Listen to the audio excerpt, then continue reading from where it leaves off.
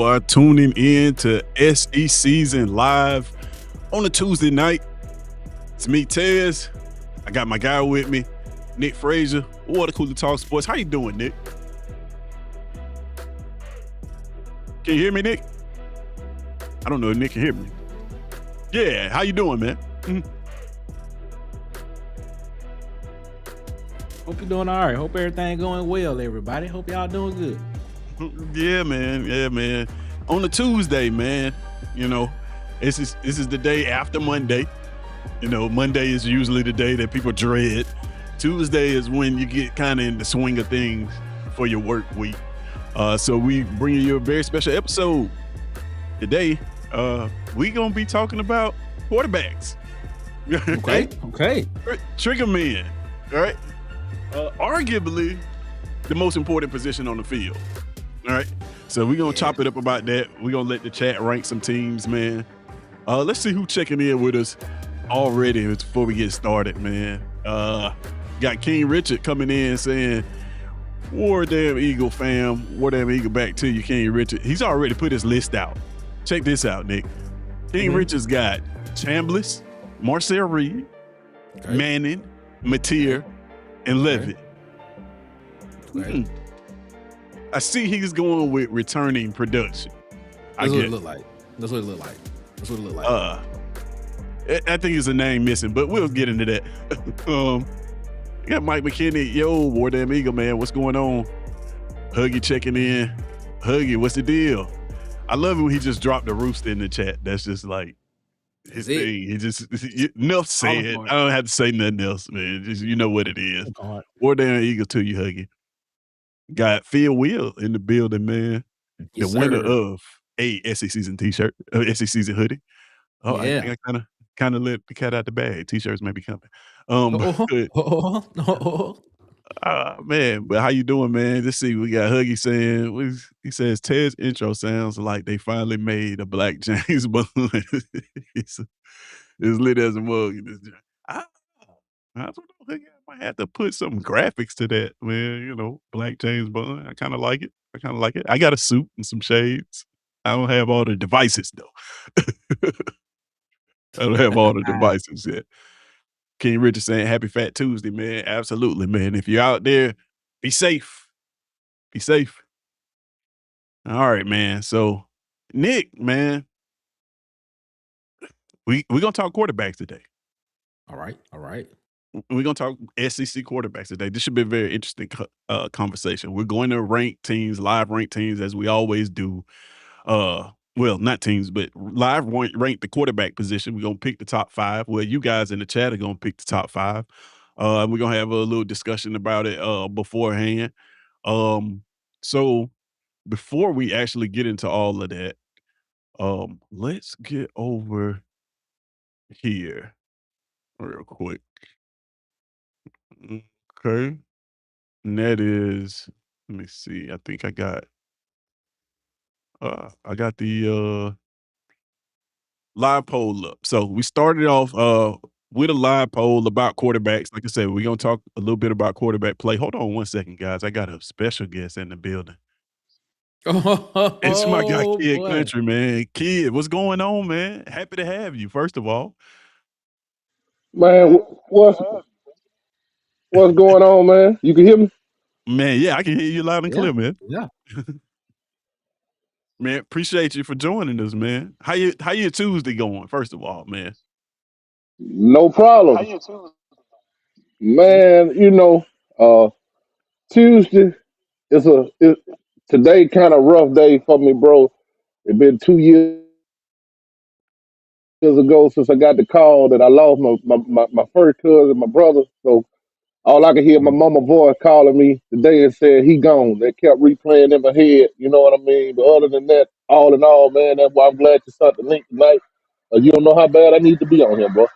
Okay, well, man, hey, first of all, man, I'm sorry to hear that you're going through that, of course, man. But yeah, man, we hopefully our today's discussion take your mind off of it for a little bit, put you in a bit better mood by the time we leave.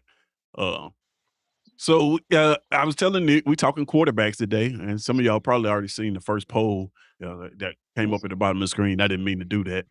But before we get into that conversation real quick, let's do a little bit of the housekeeping. So, um, let's see here.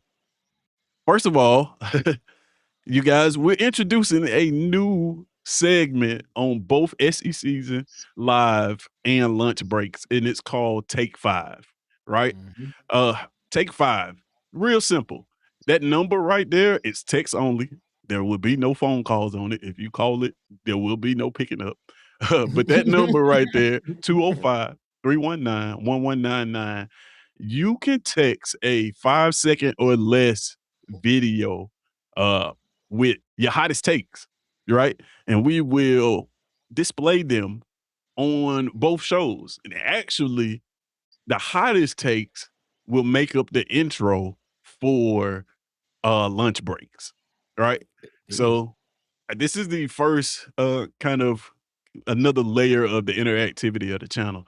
So if that's something you're interested in, by all means, go ahead and jot that number down, drop your hottest takes. It doesn't matter who you're a fan of. It doesn't matter who your team is. Like I said, just drop your hottest takes. Whatever you think is going to happen this season, or if you just got something you got to get off your chest, you got 5 seconds to do it. And we're gonna let the world know, man. We're gonna let the world know.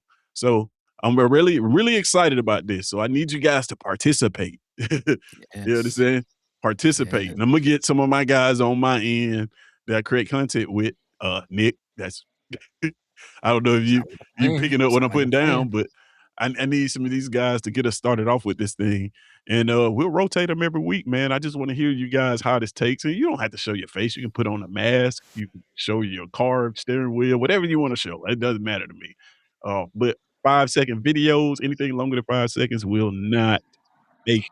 So it's a test of how good you follow the rules.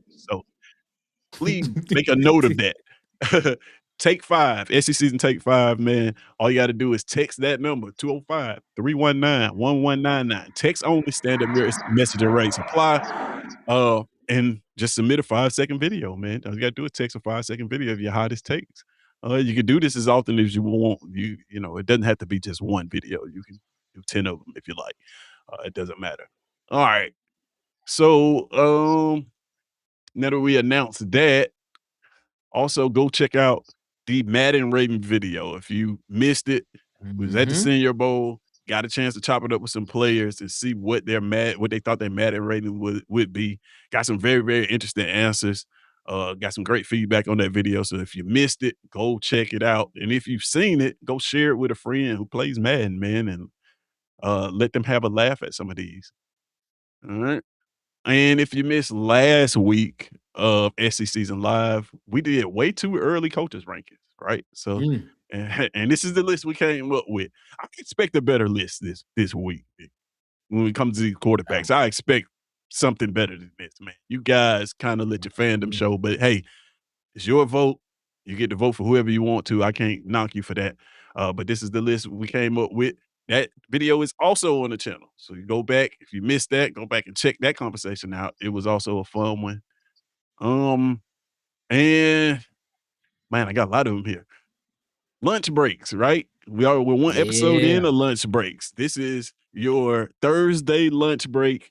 On Thursdays, I go live at 10:30 to 12 Central Standard Time during your lunch break, bring you some lunchtime content. And it's interactive as everything is on this channel. So if you missed the first episode of that, go back and check that out because these two shows are going to start playing off of each other. So you want to make sure you're watching both of them. Excited about the next episode of Lunch Breaks coming Thursdays. Having a lot of fun with that. So go check that out on the channel. SE Season Lunch Breaks. Having tons of fun with that one. And lastly, boy, I feel like I'm running out of breath. You guys asked, we made it available. Go ahead and grab your SE Season hoodie.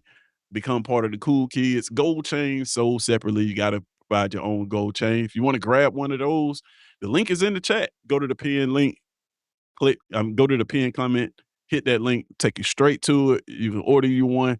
These are produced and sold by ICR Designs, which happens to be my wife. So when you go over there and get your SEC season shirt, go check out the rest of the website, man, and order some more stuff. Or if you need custom stuff, you can submit custom stuff there too, and we can make it custom to your liking. So, all right, Nick, and we got that out of the way, right? We got that out of the way. So we're talking about the quarterback room, right? We're gonna rank these quarterbacks in the SEC, the top 5 of them. We're talking about the quarterback room. So, I like to start. I'm gonna start this off with just a simple poll. You guys probably have already seen it. Um, Mhm, mhm. and let's see if we can get that pulled back up. There it is. So tonight's first question for you guys, and again, you guys know how this works. You just type your answer in the chat and it registers. And we're gonna have a conversation about that while you guys vote. So these are just like preliminary polls while we chop it up, give some people some time to get in here before we get into our rankings real quick. But the first question is, hey, what matters the most when ranking SEC quarterbacks to you? Is it Mhm. talent? Does talent matter the most? Are you looking at talent? Are you looking at production?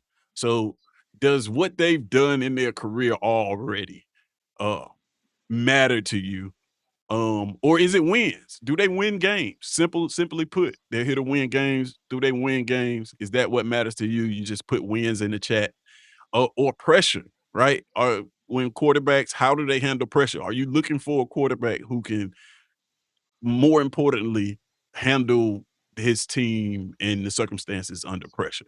So all you gotta do to vote is just type that in the chat. Type your vote in the chat, whichever you just type the word or whichever one you want to vote for. You see, it's already registered. A lot of people saying wins here. Wins here. This is gonna be interesting as we start to rank these teams because a lot of these quarterbacks don't have any wins. so Mhm. so it's gonna be interesting. So what do you guys think about that? Which one would you say is the most important to you when ranking quarterbacks? Yeah, I went wins. You know, a quarterback that wins is a quarterback that is normally in the conversation of uh playoff contention, you know, championship talk. Normally their team is always at the top, or normally one of the ones that's headlined about one of the teams that is potentially gonna make it, you know, in the bracket or in the playoff bracket and things stuff like that. So I think the most important thing for a quarterback for his team is to win. Team is to win. Now there are other things you can talk about talent. You know, there was always the conversation of, you know, Aaron Rodgers was the most talented quarterback, you know, at the quarterback position in the NFL. But you know, yeah, he won a lot of individual awards, but he only has what, one Super Bowl, you know? And then Right, you know, you could you contrast that with what a lot of people feel like is the best quarterback of all time and Tom Brady. You know, you're not saying he's the most talented quarterback. you know, right, you're not saying he doesn't have a lot of individual awards, but team wise, you know, he won a lot, and his team was always in the conversation of being, you know, in that championship conversation. So I right, think wins is more important because if you win, if you're a quarterback and you are helping your team win, or you're on a team that's winning, then then the profile of the team elevates, which means it elevates you as a quarterback because you are the starting quarterback of that team, which ultimately puts you in the conversation of being one of the best quarterbacks or best quarterbacks in whatever league or uh however whatever metric they're rating at that particular point in time. yeah, yeah. I agree with that, man. Especially in the position that we in at Auburn. You know, when you're a team like us with few wins over the last 5 years, winning becomes the most paramount thing. We've had talent, right? We've had Hmm. that. And it hasn't resulted in the result that we want. Kid, what about you, man? What do you think of these four is the most important when ranking Oh, quarterbacks? production, what you're doing Production? on the field, production, and I go talent. Uh, you can say wins, but is the team winning despite of the quarterback play? You know what I mean? Okay, you say win, but you can go back to a guy like Greg McElroy or Jake Coker. Them Mhm. guys won what, national championships, True. was on dominant team. But I wouldn't say neither one of them was a top quarterback in the SEC. So for me, you can't leave the winning part out of it. But I'm Right. not gonna say win is just the the end. No, the end of all of it. I can't say wins. What do you do on the field? I'm looking at how do you respond after an interception? How do you face adversity? What do you do in the fourth quarter when you're down and your team need a drive? Those are kind of things I look at. I don't think we really had that guy since I would say a Bo Nix that no matter what situation the team might have been in, Bo felt like he can go get a win. You know, Right. so versus somebody like a Thorne or a Jackson Arnold when the ball don't bounce their way or you throw a pick, it's kind of all downhill from there. So, you know, I more look at how they respond during the game. Just their willingness not to lose. Okay. I mean that's definitely fair. A lot of what you said, kid, comes up under pressure too. You mentioned a lot about how they respond in the fourth quarter. How do they, respond in situational football? So I gotta ask you this question is like, would you uh, w- what value do you put on that? What value do you put Pressure, on situational pressure versus just yeah, like what they normally do? man, that's got to be one of the biggest things. You know what I mean? Because Right. in order to win in the SEC, you got to be able to deal with the pressure. So So I would say, shit, you can put pressure maybe number one, number two up there for me because if you can't deal with the pressure, there's no way you can win. If you're Mhm. gonna fold under pressure, so yeah, that's a big one. So it's kind of a combination of all of it. If you ask me, you take Yeah. 10% of this and 25% of that and 30% of this. That's kind of what it is to me. Just a little bit of all of it together. Yeah, yeah. I think you're right. I think it is a very a mixture of all of it. Mhm. Let's take a look at. Mhm. We got a lot of. I put up some of the votes that people are getting. Again, if you're just not getting here, man, we are voting on the question that's at the bottom of the screen. What matters most when ranking SEC quarterbacks? And you can pick either talent, production, wins, or pressure. All you got to do is type it in the chat. And it'll register up here in real time. We're just trying to get a grasp of what people are thinking about when they're talking about quarterbacks in the SEC. And don't be afraid to vote, man. Listen, you go ahead and vote. Let your voice be heard. Um, so I we got someone over here. He said, I think the conversation. This is Phil. Will, I think the conversation should be: does production lead to wins, or or are wins not indicating production? That's an interesting one. Does production lead to wins? I'll take a stab at it. Phil Wills. I don't. Football is such a team sport because I think about Taylor Green. He was hella productive, right? Yep. Didn't lead to very many wins because there's also another side of the football. Um, but that's an interesting question because I got a poll question that's gonna tie into that. Before we move on, let's bring another guest up here. It's my guy, DC Wolf. Mhm. What's going Mhm. on, man? Mhm. Fellas, what's How going you, on? man? Feeling pretty good. How you doing? I'm great, man. Great. Glad to be here, man. Let's go. So I just filling you in, man. We just Hmm. asking some questions real quick before we get into the rankings. Okay. Uh, and the question at hand right now is what matters the most when ranking quarterbacks in the SEC. And you see the choices: talent, production, wins, or pressure. And of course, you can vote in the chat just by typing whichever option you want to vote for in the chat. So far, wins is winning. People want a quarterback that wins football games more than anything. What about you, DC? Tell us about it. I agree, man. Wins, man. All the other stuff, talent. You got a talent. You can throw the ball 150 yards out the stadium and do all this stuff. You know the playbook. You can coach it better than everybody else, man. You know what we're gonna do on defense, man. But you can't execute and win. It doesn't matter. I'll take the quarterback, man, who is marginal, who can't throw the ball 100 yards, but he can pull me out a win, man. Give me Stetson Bennett, bro. Right. Okay. Okay. Stetson Bennett, man.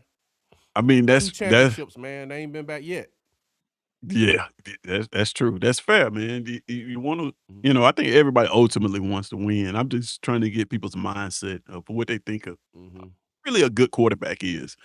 Um, so we're gonna move on to the next poll question before we get into uh the the main event here. But before we get into that, I gotta remind you guys to go ahead and like the video, subscribe to the channel so you can become part of the Keyboard Collective. And that way you'll be able to vote. Because if you're watching and you're wondering, like, man, I can't vote. I want to pick talent, but it won't let me. It's because you're not subscribed to the channel and you're not part of the Keyboard Collective. Luckily, they're always accepting memberships.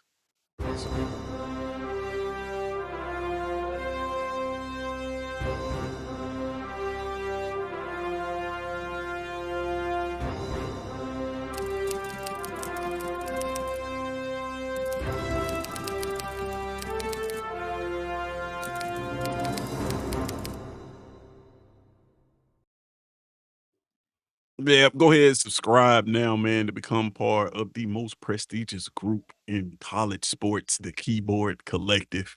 And that way you can have your voice heard when we do these polls and we vote here on SE Season.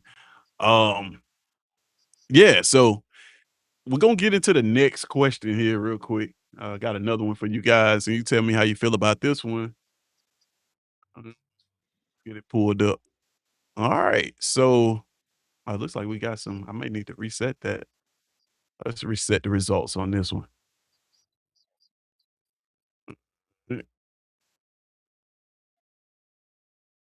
All right, there we go. So got the results reset. And this next question is how many SEC quarterbacks would you say are truly elite right now? Now we talked about the word elite before. We had mixed meanings of what we think elite could be. This is a new cast of characters in the SEC, a lot of new faces, um, some returning production. I don't know if you would call the returning production necessarily elite, but we're asking the question now, how many quarterbacks, SEC quarterbacks, are truly elite right now? And again, you can type in the chat to register your vote 1 to 2, right? You can pick 3 quarterbacks. You think 3 quarterbacks are elite. You think we have 4 or 5 elite quarterbacks in the conference. You can select 4 to 5. Or if you think, or if you're on the boat with Huggy and you think it's none, you can pick none. You can pick none. So yeah, all you gotta do is type those options in the chat and you can see that it's registering right here on the screen. Um, so I'm going well, since Nick already voted and he's got 1 to 2. Nick, tell us about that, man. How many quarterbacks? Well, obviously 1 to 2. You think it's 1 to 2. So tell us about it, man. Yeah, I'm not gonna tell you who I think it is because we get ready to rank them in a minute. But Right, right, right. I think you can look across the league and you can look at certain guys and say, yeah, those guys or that guy is what you would consider to be an elite level talent quarterback. You asked a question about a guy that you asked a question first about which would you rather have as a quarterback? Production, pressure, talent, and wins. And in order to be elite, I think you have to have at least three of those, three of those All right. three of those characteristics. And you can act and you can look across the league and see what guy or guys um have shown that consistently across the board, with them playing. So I'm gonna leave it at that because we get ready to rank them. But you'll Right. know who my top you'll know who my top guy or guys are in a few minutes. Hey, so can I ask one question? You put 1 to 2. I put one. We all kind of put 1 to 2. Uh, are you leaning more towards 1 or 2? I will figure it out when I'll let you know when we hit the ranking. I'll let you know. Okay. I'll let you know. I ain't trying to spoil it. I ain't trying to spoil it. Okay, that's fair. Kid, how many do you think that we got? How many elite quarterbacks you think we got in the conference right now, man? Right now, meaning this season, I think Yeah, you'll have 4. I think 4. you'll have 4. Okay, Yeah, yeah. okay. And when we say elite, so you're saying there's 4 guys that are the best of the best in the country. Uh, yeah. When it's all said and done, Okay. when it's all Okay. said and done, I think these four. I mean, if you look at their production or however, if you look at the wins and what they're gonna have, uh, maybe not one on the wins, but I think all of these guys are guys that have a chance to be in New York for the Heisman. Hmm. Not saying that they will, but I see a couple guys having some big seasons in the SEC this year, man. Okay. Mm. Okay. DC, you put 1 to 2. Yeah, I'm gonna put T 1 to 2, and why'd you pick 1 to 2, man? I'm leaning toward 1, but I think you can make a good argument for 2, man. Okay. So we'll, like Nick said, we'll reveal that later. Okay. Let me What's ask up, you this. kid? I ain't no kid. Huh? If we had to ask this same question last year going into the Okay. season, what did you think the answer would have been? You think we'd still be looking at 1 to 2? Or do you think you think you would have been leaning more towards a higher number of elite Uh, quarterbacks? Y'all can answer that too in the chat. Last If year, I we would probably have, would have said 0, bro. you think Um, 0? I'm trying to nah, I don't think. think it would have been I'm 0. trying to think I what think it would at quarterback. least been a one. Yeah, I'm like Yeah, I who. think I'm trying to I'm think. saying, and you got to think back to preseason. You can't like you got to think back to how you was thinking preseason. You can't look like in retrospect. You feel what I'm saying? If you look Yeah, back because what you were thinking in preseason, I'm trying to think of who I thought would have been elite. I can't like pick a quarterback going into preseason that I thought would be elite. Now looking back, I can say yeah, Um, but not a how I lot was of thinking people would have preseason. considered Lenore Matia Sellers was elite. gonna be elite, man. That's the Yeah, one I would say. A Okay. lot of yeah. people would have thought Matia. I would have. I Okay. did. Would have been A I lot of elite, people, but yeah, I a lot of definitely did. And I was like, it was a lot of overhyped. people He was hadn't played a in lot of no big conference yet. I thought I said it was a lot of hype, but a lot of people thought a lot of people thought Lenore Sellers was going to be the guy, the best quarterback in the conference. A lot of people was high on Austin Simmons at Ole Miss before he got hurt. Um, I'm just trying to see who else, man. Well, of course, everybody thought Art Sherman was going to win the Heisman Trophy, boy. And things stuff of that nature. mhm. Uh, so yeah, I would probably say in the general consensus, you would probably say at least 3 or Wow, 4. I didn't think nobody was gonna, coming into the season. I didn't think Lenore Sellers. I thought he would be a good quarterback, but I didn't necessarily think he would be elite. And I guess we just need to, Mm. really define and get to a granular level what that really means for a quarterback. Yeah, every time we've used the word elite, man, Yeah, it's muddy waters. We it gotta is. It bet is. You forgot between you our forgot you forgot Garrett Nussmeier as well at LSU. Nuss Everybody thought Garrett Nussmeier Nussmeier, was yeah. going to be. I mean, there was an argument for people to sit here and say like, yeah, there were some names that people were looking at saying that these guys could like were elite type level talents to come in and play, Mhm. but Right. it didn't pan out like how it was supposed to. Yeah. and you can Yeah. even look. You can look in season. Mhm. You can look in season. It was a 4, 5, 6 game stretch to where I don't think nobody in the country played better than Ty Simpson during Yeah. that That's a good stretch. point. Good Well, it was point. a It's a great stretch. That's a point. good point. So To your point, it was a stretch in the season where the A&M quarterback looked awesome, looked Heisman worthy. awesome. Yeah. Yeah. That's very true. Very true. All right. So what we got in the chat, man? It looks like 73% of people are saying that we have 1 to 2 quarterbacks in the conference this season that would be considered elite. And per our conversation, it seems like we were on the kind of agreeing that maybe 1 to 2 quarterbacks would be elite if we would have asked this question last year. Um, is that like the norm for the SEC? Is that where we are now, where we're going into seasons with 1 or 2 elite quarterbacks in our conference?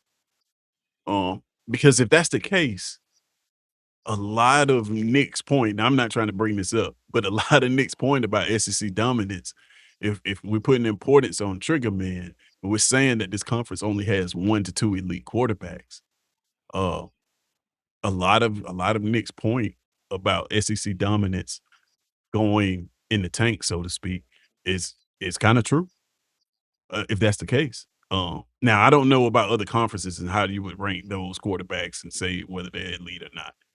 Uh, but in this conference, I would say that number needs to be for a strong conference. I would say 4 to 5. Am I off base on that? Saying that for a strong conference, you would have about 4 to 5 elite quarterbacks in there. Ooh, 4 to 5 is a lot. It is a lot. Yeah, that's almost half of the conference, man. I It's a mean, lot, man. that's It's about a I mean, fourth of the fourth of a conference, quarter of conference. them. Yeah. 4 to 5 is a lot. Mm. I think you'd be looking at potentially having, maybe Or 3. one guy that is the solidified, everybody knows this guy is the guy. And then having, 4, 5, 6 guys behind him that could come in and with a great season, could be in the conversation of like this dude was legitimately, he could legitimately be the best quarterback in the conference. I don't know. I guess the way that I look at it is I think you got to have people chasing the guy. You know what I'm saying? Like there I has got to what you're be a saying. guy, in my opinion, but there has to be somebody that they are chasing too. I mean, I guess for storyline purposes, in that way, you would have to Right. have somebody that's trying to chase the guy that everybody is saying is the guy. Like, for example, everybody's high on Arch Manning again this offseason. Right. But you look at a guy like Sam Levitt at LSU, who has played in the college football playoff championship game, play actually pretty well in the college football championship game. It seems as if he's chasing Arch Manning. you know, you look at a guy like Trinidad Chambliss.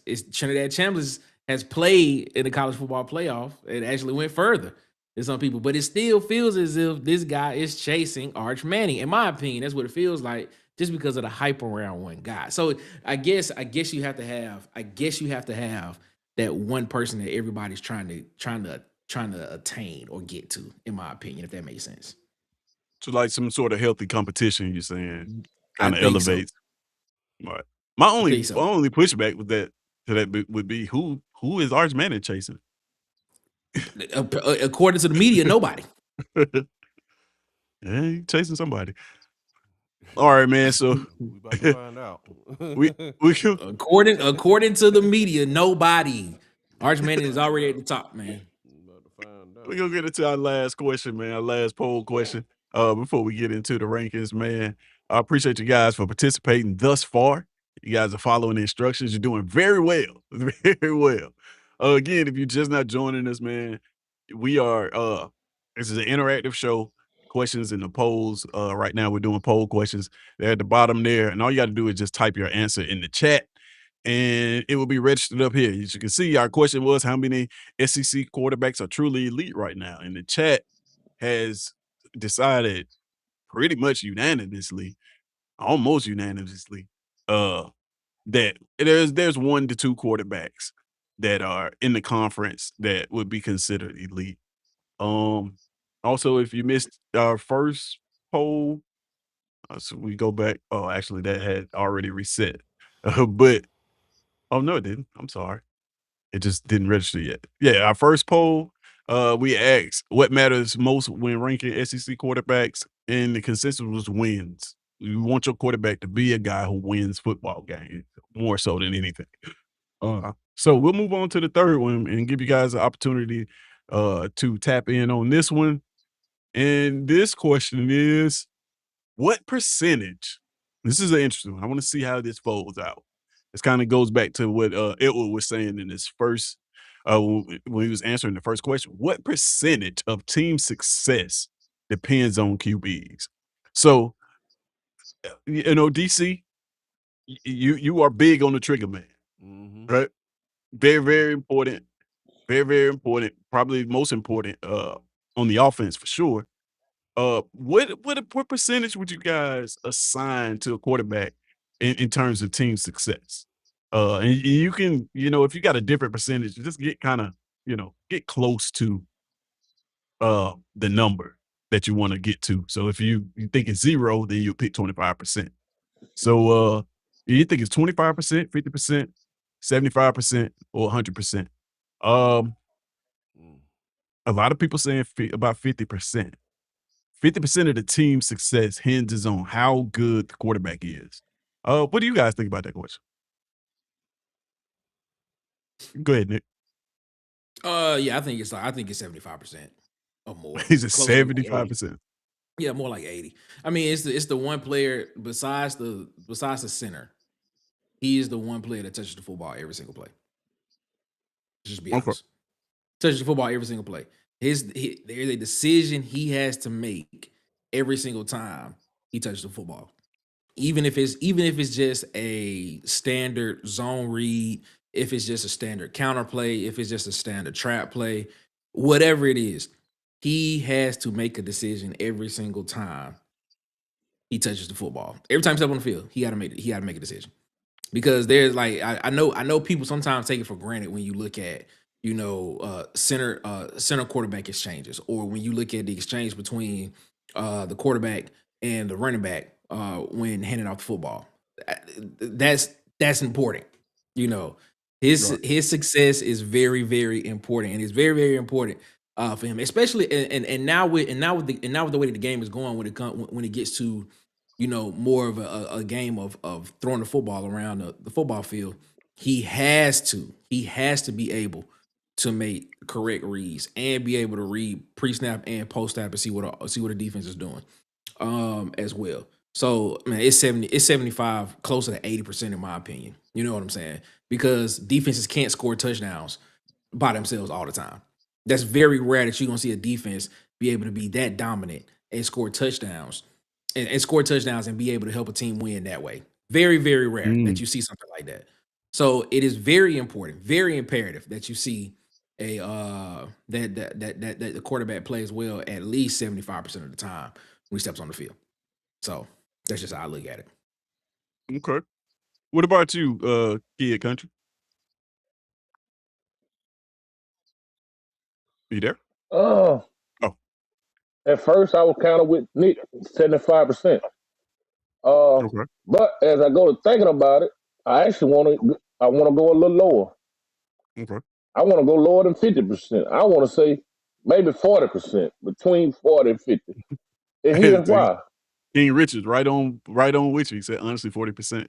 So y'all are thinking the same. It's that's only one player.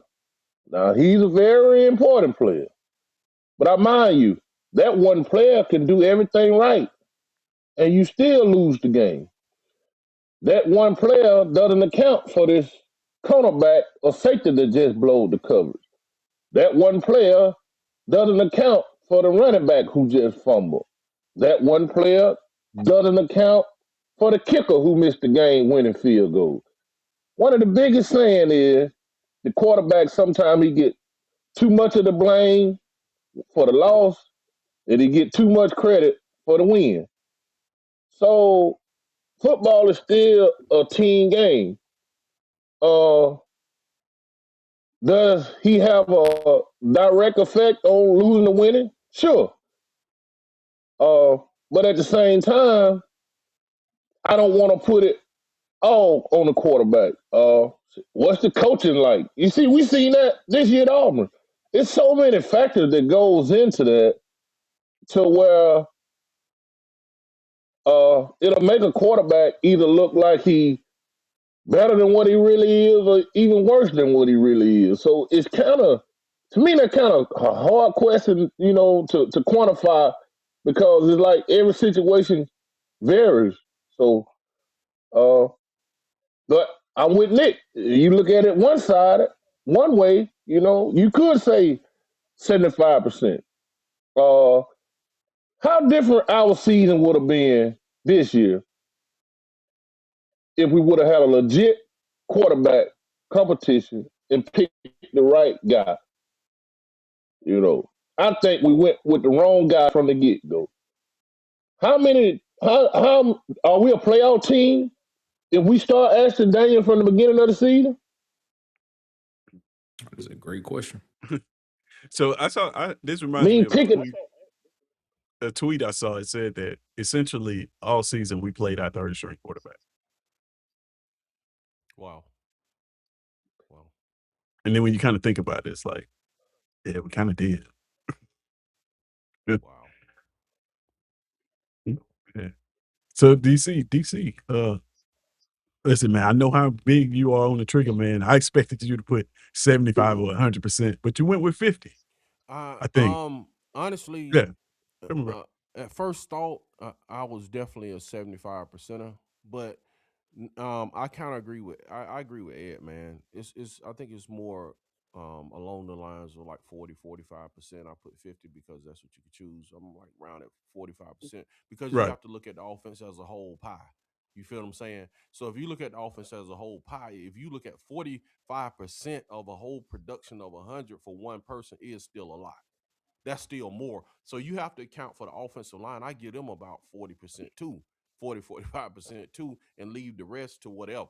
Because if you got a Mm, productive offensive line and a productive quarterback, you can win games with that. You can win games with a running game.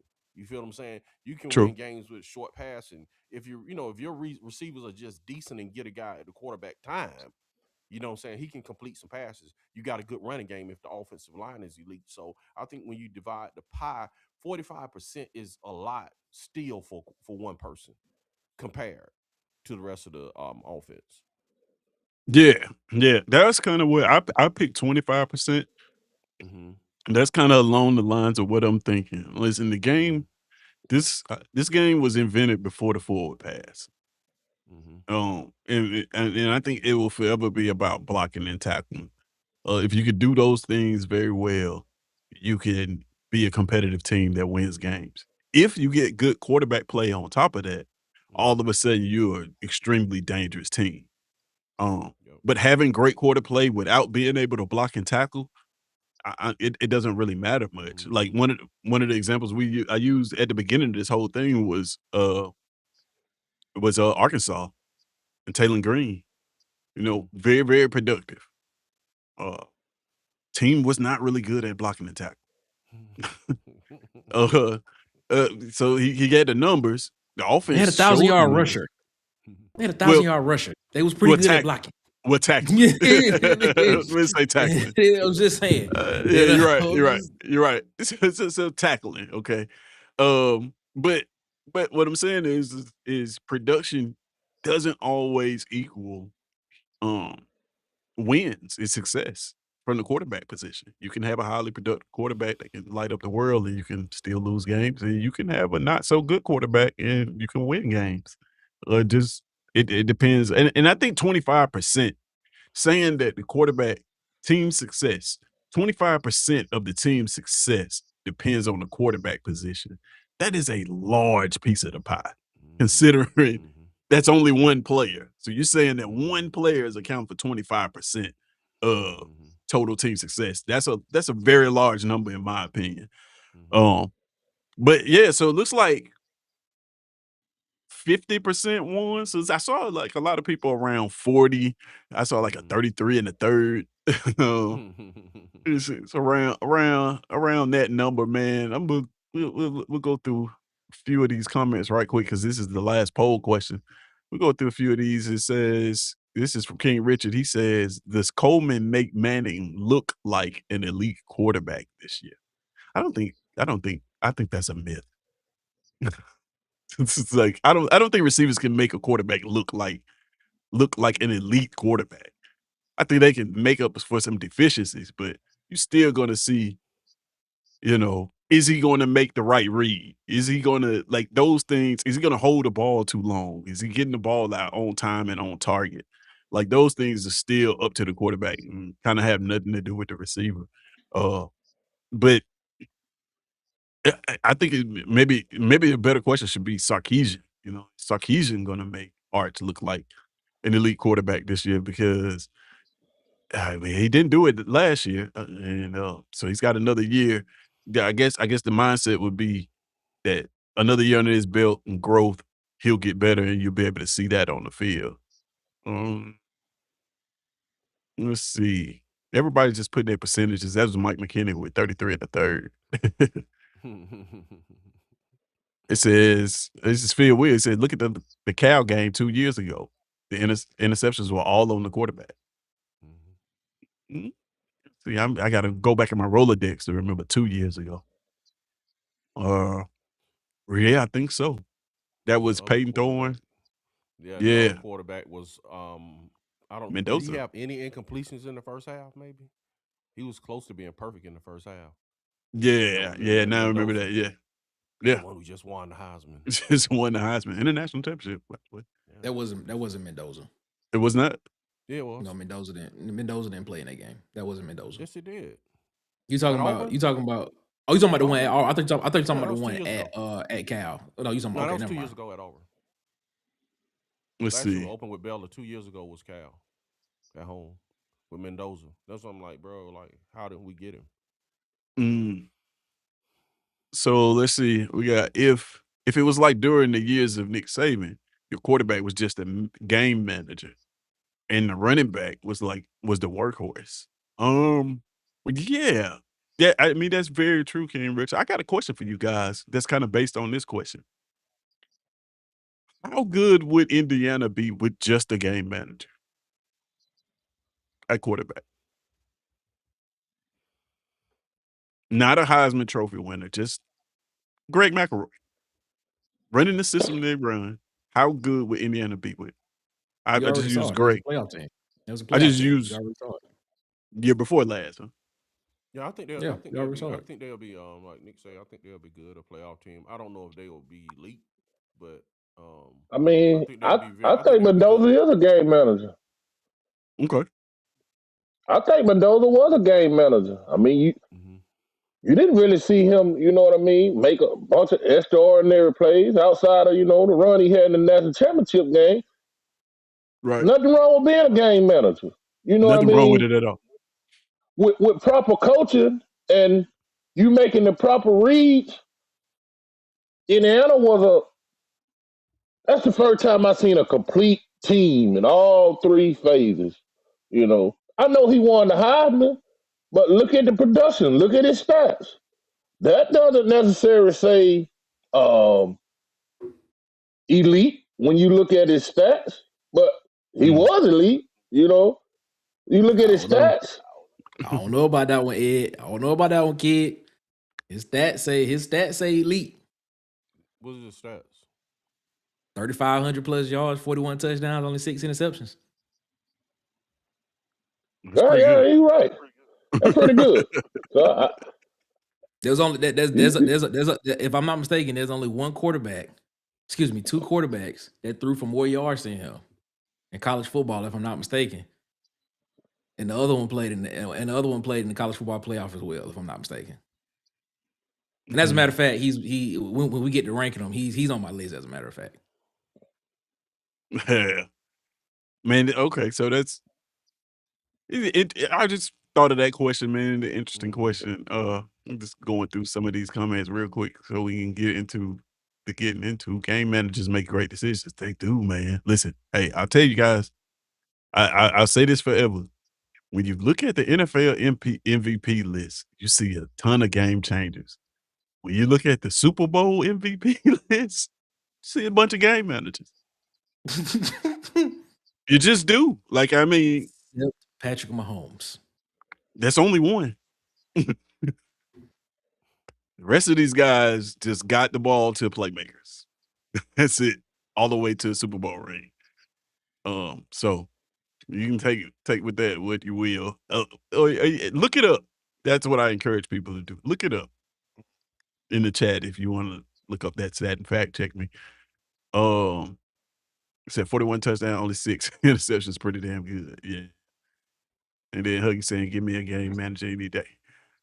All right, man. So now that we've gotten those poll questions out of the way, what you guys are all here for is to rank these quarterbacks. And if you're just now joining in the chat, please, please, please, please go ahead and subscribe to the channel. That way you can have your voice heard when we get into these rankings, and become part of the Keyboard Collective.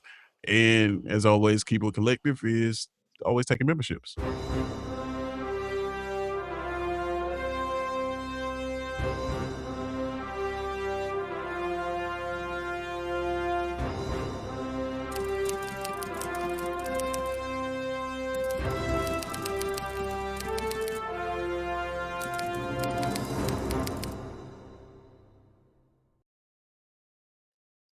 Yeah, man. So if you want to donate to the name, image, and likeness of SECZN, it's a simple way to do that.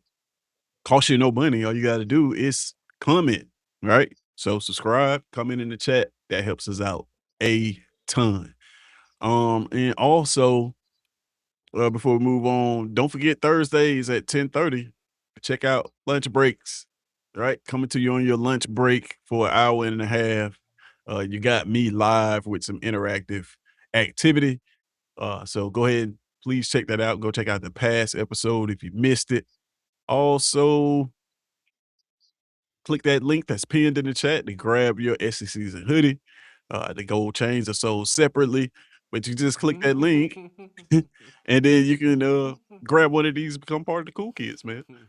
These are sold and produced by my wife at IC Art Designs. So yeah, go check that out. All right. Let's see here.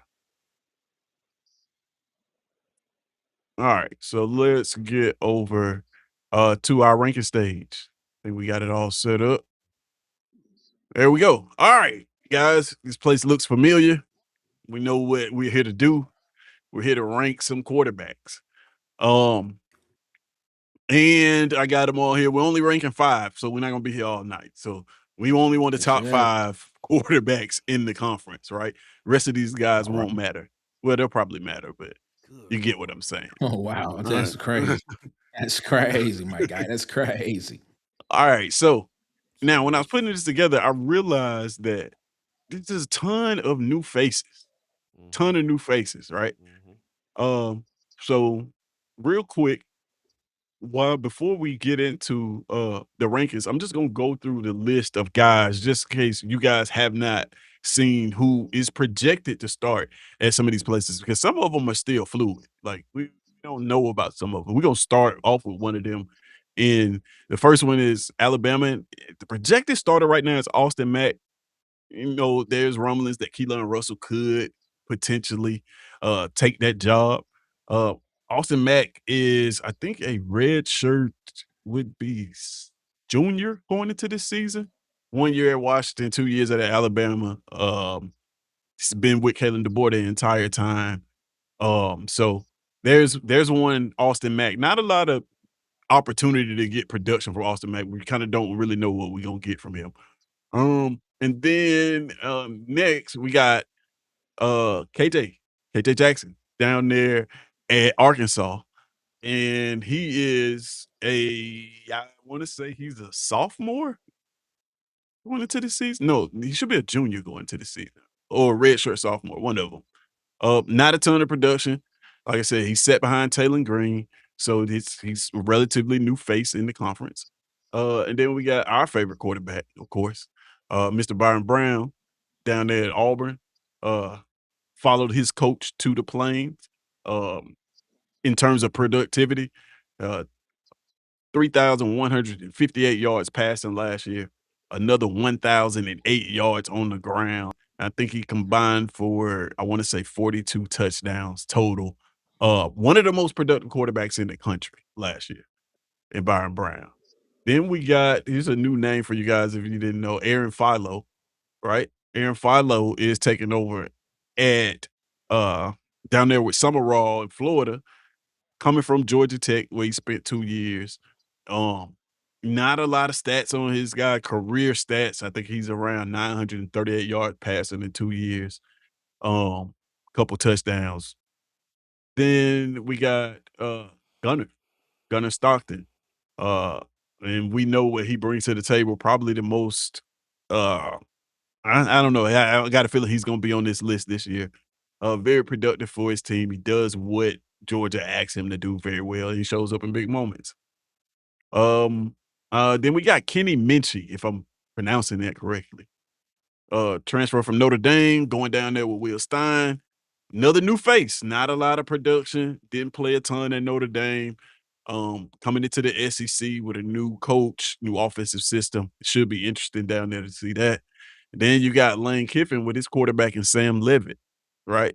Proven quarterback coming into the SEC into an unproven circumstance down there. Um, in LSU because, yeah, I mean, honestly, we don't know what that's gonna be. Took a step back, I think a little bit due to, well, not a little bit, but due to injury last year. Only put up 1,600 yards, but the year prior to that, he had 2,800 yards, and a college football playoff berth.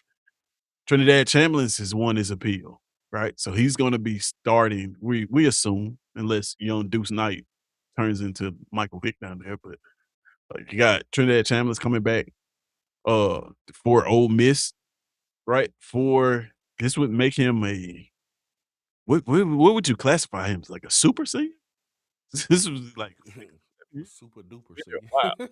in college a while.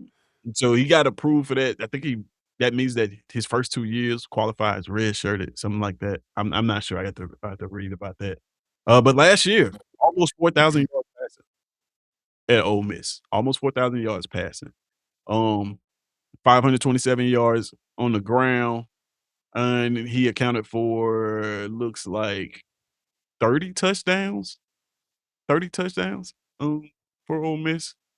Try to breeze through these. Kamario Taylor is a freshman, well, redshirt freshman that's gonna be taking over the helms at Mississippi State down there for Jeff Lebby. Of course, there's no production for me to he had 1 game, and he's got 388 yards total. Um, threw 4 touchdowns in that game, so there's that. Um, so that's gonna be a freshman there. Then you got Simmons, Austin Simmons coming over from Ole Miss to, Missouri, taking over that. Not a lot of snaps at Ole Miss. A relatively new face was used as spot duty. He's gonna be taking over, down there at Missouri. And then we got one John Mateer, who's probably gonna be on this list, um, and was very productive at Washington State. First year at Oklahoma was last year. This is his second year under Brett Venables. 2,800 yards. He put up 11, he threw for 11, well, he threw for 14 touchdowns and 11 interceptions. He added another 431 yards on the ground. I thought he ran for more than that. And then there's the wild card in Lenore Sellers, right? What are we gonna get from Sellers? What are we gonna see? Has all the talent in the world. Coming back, he's probably one of the more experienced quarterbacks in the league coming back. So we'll see how that goes down there at South Carolina. I think the coach's job depends on him playing very well this year. New face, George McIntyre at Tennessee. And that's if the Joey Aguilar situation does not pan out. I'm not sure where that stands. Yeah, have they He made a got the rule same. on Joey Aguilar? He got the same thing as Chambliss. They both got injunctions, so they both playing. At the same time? Yeah, Okay, both well, got scratch injunctions. that. Yeah. So Yeah. scratch that. We're gonna scratch that and we're gonna put Aguilar right there, right? So Joey Aguilar taking over again for Josh Heupel, winning his injunction, which is major. One of the more productive quarterbacks in the SEC last year. I think they had like 3,000-yard receivers or something crazy like that. So this kid threw for a lot of yards, had a lot of production. So that's interesting. I didn't know that they had actually ruled on that. So we had to put we had to put Aguilar in that spot. Well, they Um, didn't rule on it. It was a judge that filed an injunction. Yeah. It's oh, not a okay. ruling. The NCAA is all against it, but they found judges that have filed an injunction basically saying that eligibility doesn't matter. Yeah, the Ah, TRO, temporary Yeah, the restraining order. TROs. Mhm. Yeah. gotcha. Gotcha. Okay. Mhm. And then there's one Arch Manning who is the star of the conference. Um, if you were to ask social media, this is the guy who is the premier. This is the crown jewel from quarterback spot in our conference. We got a Manning. Um, last year started off to a rocky start.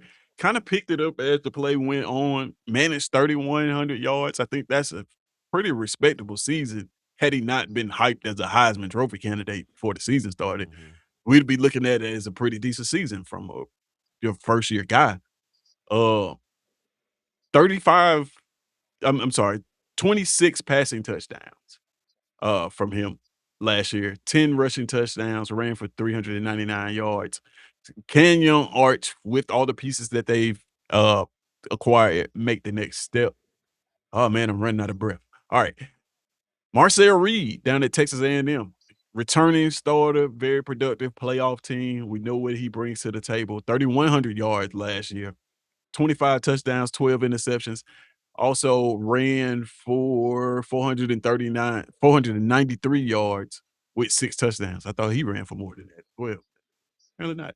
All right, so he's going to be coming back, one of the returning quarterbacks in the conference. And then lastly, now this is projected. I'm not sure how accurate this is, but Jared Curtis is projected to start at Vanderbilt as a Crazy. true freshman, which is wild. I don't have any stats to put up because he was in high school last year.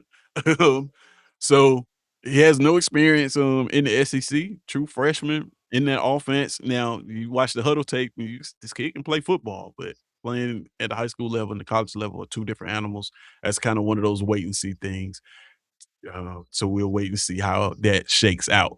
All right. So now that everybody's all caught up with the quarterback situation, right? All right. So now let's go ahead and get into the part where we actually rank these things. First of all, before we do that real quick, gotta acknowledge Mr. 21 in the building. What's going on? What's going on? They calling him out for being late. He said, Mike McKinney says, Ed, you're late, loser. LOL. If you don't know the running inside joke, It's man, hilarious. yeah, it's actually funny. It's not an insult, so don't take it. Yeah. Phil Wilson's Pat is different though, Nick. We can all say that. That's where talent, pressure, wins, and production meet. What do you mean You by talking about the Pat? greatest? Oh, Talking about Patrick Mahomes. talking about Okay, okay, talking about okay. the greatest quarterback to ever play the game of football, Patrick Patrick Mahomes. Mahomes. Okay. I was Yeah, like, we man. got a Pat? It's playing college football. All right, man. So let's go ahead and get into it. We'll go ahead and rank these quarterbacks. We're just gonna do 5 of them. We should get out of here in a timely fashion. See what you guys are thinking, man. So there's the board right there. All right. We're picking the number 1 spot. All right. You guys know how to do this. All you got to do for these, you have to hashtag them. So hashtag the last name of the quarterback. Is it people already voting? Let me see. I don't think so. Maybe I need to reset this. But yeah. Hashtag the last name of the quarterback that you think deserves to be number 1 on this list. So we're picking the number 1 quarterback in the conference, and that voting is open now. All right.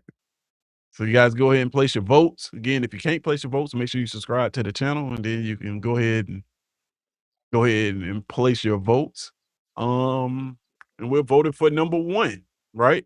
I see 1 vote already in for Young Chambliss. I'm gonna follow suit because that's who I was thinking was the number 1 quarterback returning was Trinidad Chambliss. Looks like a lot of people in the comments think the same. All right. So what about you guys? I see you guys voted for Chambliss. DC, tell me why you voted for Young No Trinidad, question, man. man. Elite, bro. Elite quarterback. 1 game away from a national championship. Led his team without the head coach to, to a almost a national championship, man. The man can do it in the air, do it with his legs, man. He's dynamic, and a team leader. So Trinidad Chambliss is my man. All right. What about you, Nick? You picked Chambliss too, man. Yeah. Trinidad Chambliss did not. I mean, I put it like this, man. You go back and watch that game. It was against Miami. Mm-hmm. You go back and watch that, man. If Trinidad Chambliss had a minute left. If he had another minute on the clock, I think Ole Miss wins that game. Mm-hmm.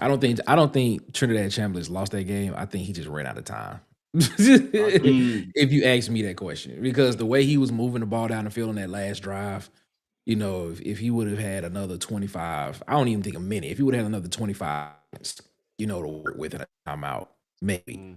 Mm-hmm. I think they win that game. I mean, he got it, man. He got it. Talent, everything. I know I did a video about Byron Brown being the best quarterback in the conference, but that was before the whole Chambliss, situation came out, and knew he would be back this season. Man, Trinidad Chambliss is amazing, bro. He's amazing. Great quarterback. And he should have been, honestly, in New York. last year. Yeah, If we being honest about it, he should have been in New York last year I wouldn't have as been mad at that. at least a Heisman finalist is where he should have been at least. But Yeah, hey, yeah, I wouldn't have been mad at him being in New York. Kid, is this one of the elite quarterbacks you was telling me about, man? Are you on board with Trinidad Chambliss being the number one quarterback in the conference, or Yeah, you got that's somebody else? oh yeah. That numero uno, man. That numero uno. No, that kid, he showed me some of them playoff games. Boy, the boy special. yes The he boy is. special, Yeah. man. So Yes he is. yeah, that number one, no doubt. Yes he Okay. is. Okay. This has got Wade's come in. Wade, you gotta but for this one, you gotta hashtag it for it to register. So you gotta hashtag Chambliss for it to register. Uh, but we are going to actually call this one, man. I think it's pretty much unanimous that everybody thinks that young Trinidad Chambliss is going to be the number one quarterback. Well, is the number one quarterback going into the season. So already going put him on the big board there. So you see, we got young Chambliss there already. All right.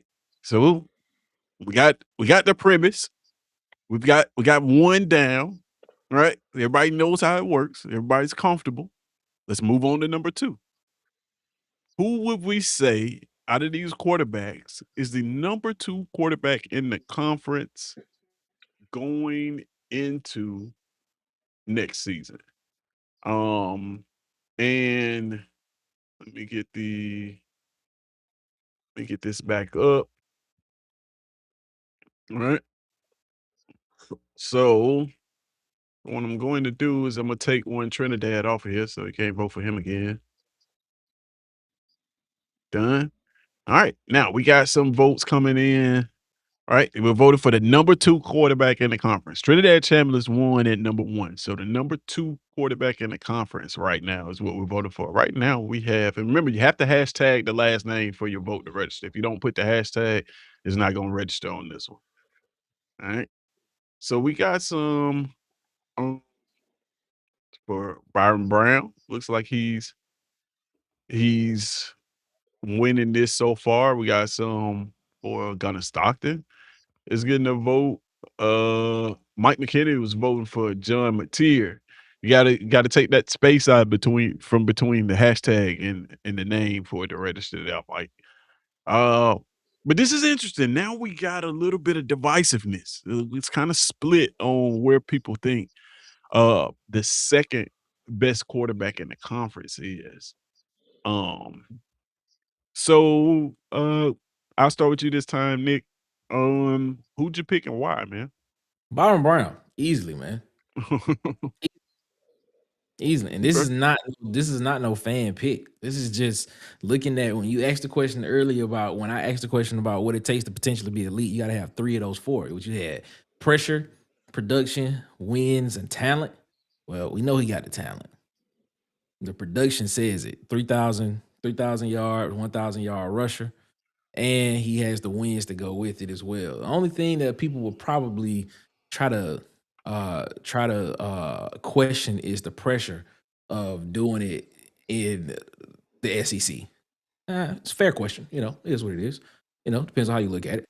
But it's not too many people around here that's throwing for 3,000 yards and running for 1,000 in a season. That's true. It's only been 12 people to do it. There's only been 12 people to do it, and he's one of the 12. So yeah, Byron Brown, the second best quarterback in the conference as it sits right now, in my opinion. Okay. Okay. And that's fair. And it's probably if it wasn't for Trinidad, like you said, if it went for Trinidad Chambliss,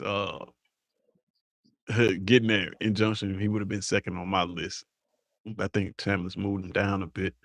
DC, who'd you pick and why? I picked Gunnar Stockton, man. Gunnar Stockton has had two playoff appearances, man. Yeah, he plays within his system, has a good team. But I think if I'm choosing a quarterback, man, you definitely got to take Gunnar Stockton. I would now when I said elite quarterbacks in the league, the two I Mhm. was picking would be Trinidad Chambliss and Byron Brown because of numbers.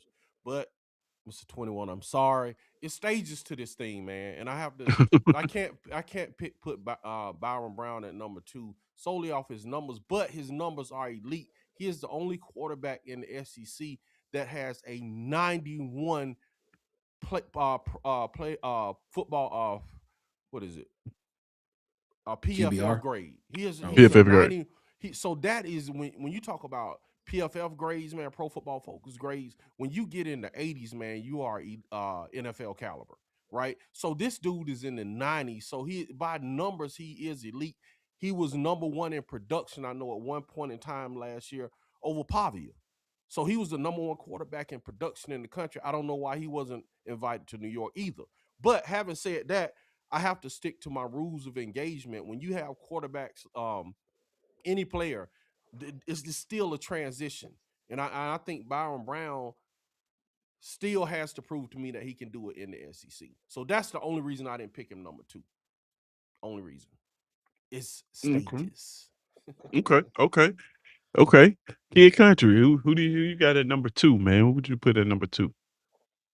Hook 'em horn, baby. I'm going Arch Manning, man. I look for oh, that kid to oh. have a. I look for him to have a. I look for him to have a good year, man. I look. Ain't no way I can possibly put Byron Brown over Arch in Okay. the SEC when you just told me Arch threw for 3,100 in the SEC. So I mean, I'm not gonna. I don't know what Brown stacks up on the list for me.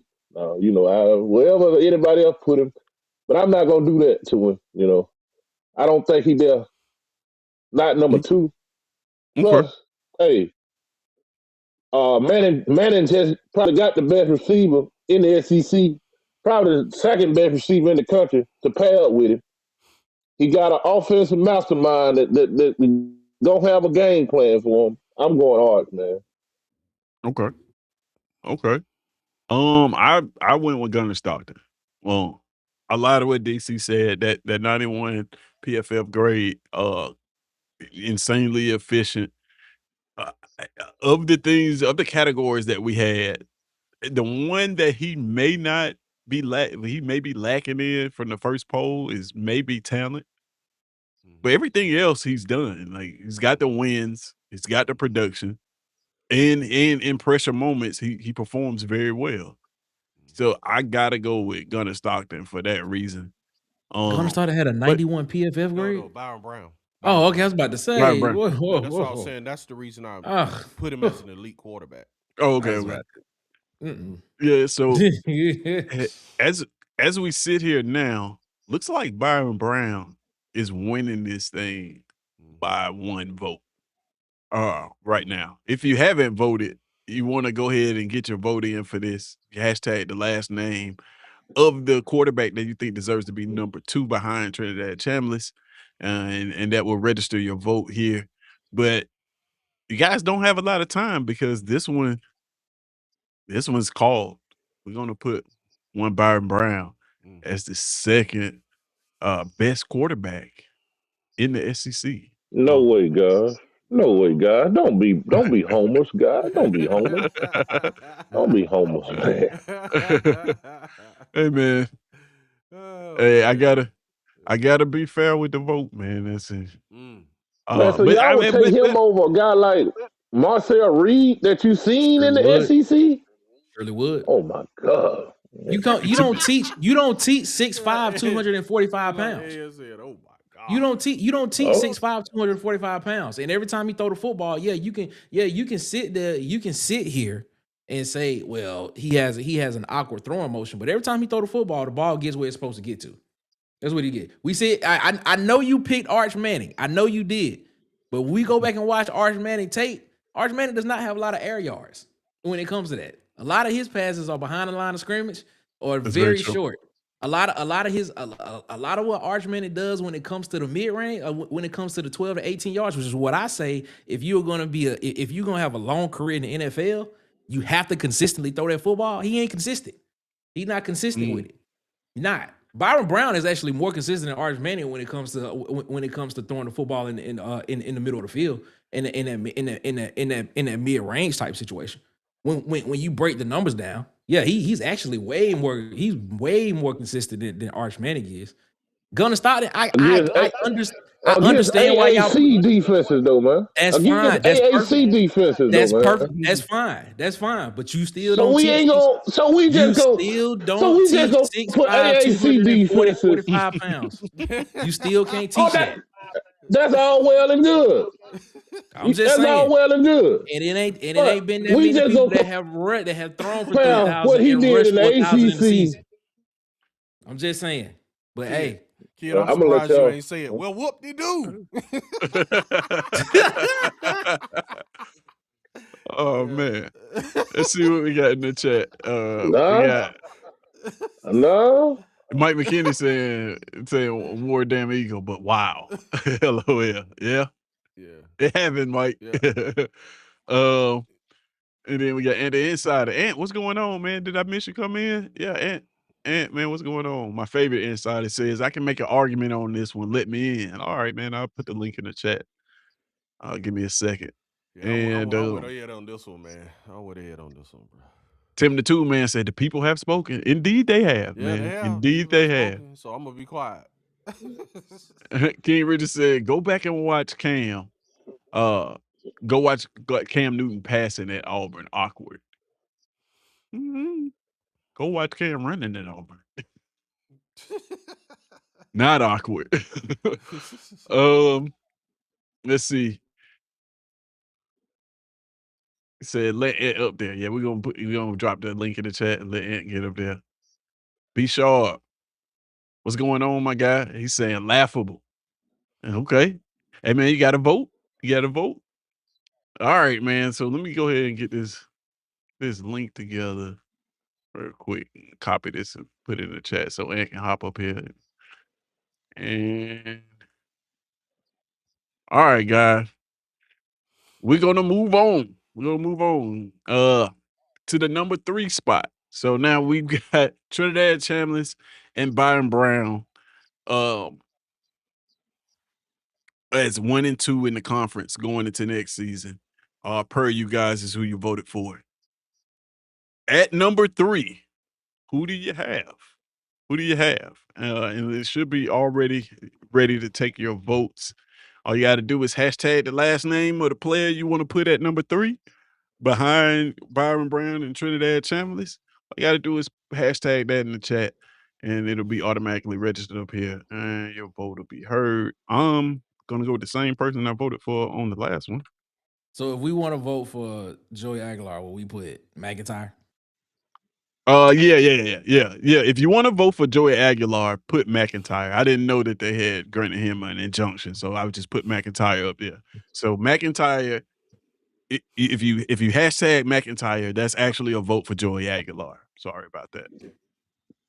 And we got Ant in the building. Ant, what's going on, man? What up? What up? Man, how you doing, man? You said you had an argument to make while people are voting for the 3rd best quarterback in the conference. Go ahead and let us know what's on your mind. Man, what do you mean, bruh? How do you figure Byron Brown is not the second best quarterback, man? I'm not even going off AC. I'm not going off AAC play either. I'm going against the play he did against Bama, the play he did against Florida, and the game he had against Miami and Boise State. Okay. So I mean, we just gonna not act like this man ain't been playing SEC teams. The man played against the great Nick Saban, and for 3.5 quarters, basically had South Florida in the game. I get what Ed's saying, but it's not an SEC Well, defense. if But you it's gonna not make like that he hasn't statement, seen them. let's go back to his first year against Kalen DeBoer. Kalen DeBoer first year. So if we want to make the case for Byron Brown, let's watch him against Kalen DeBoer first year at Alabama when they should have blown him out because he had receivers 2 or 3 yards behind the DBs all game long, and he missed them throw after Yeah. throw after throw. You telling the If you truth. gonna make that He comment now didn't about play what he did against against you're not Saban, lying. You he telling should the have truth, blown bro.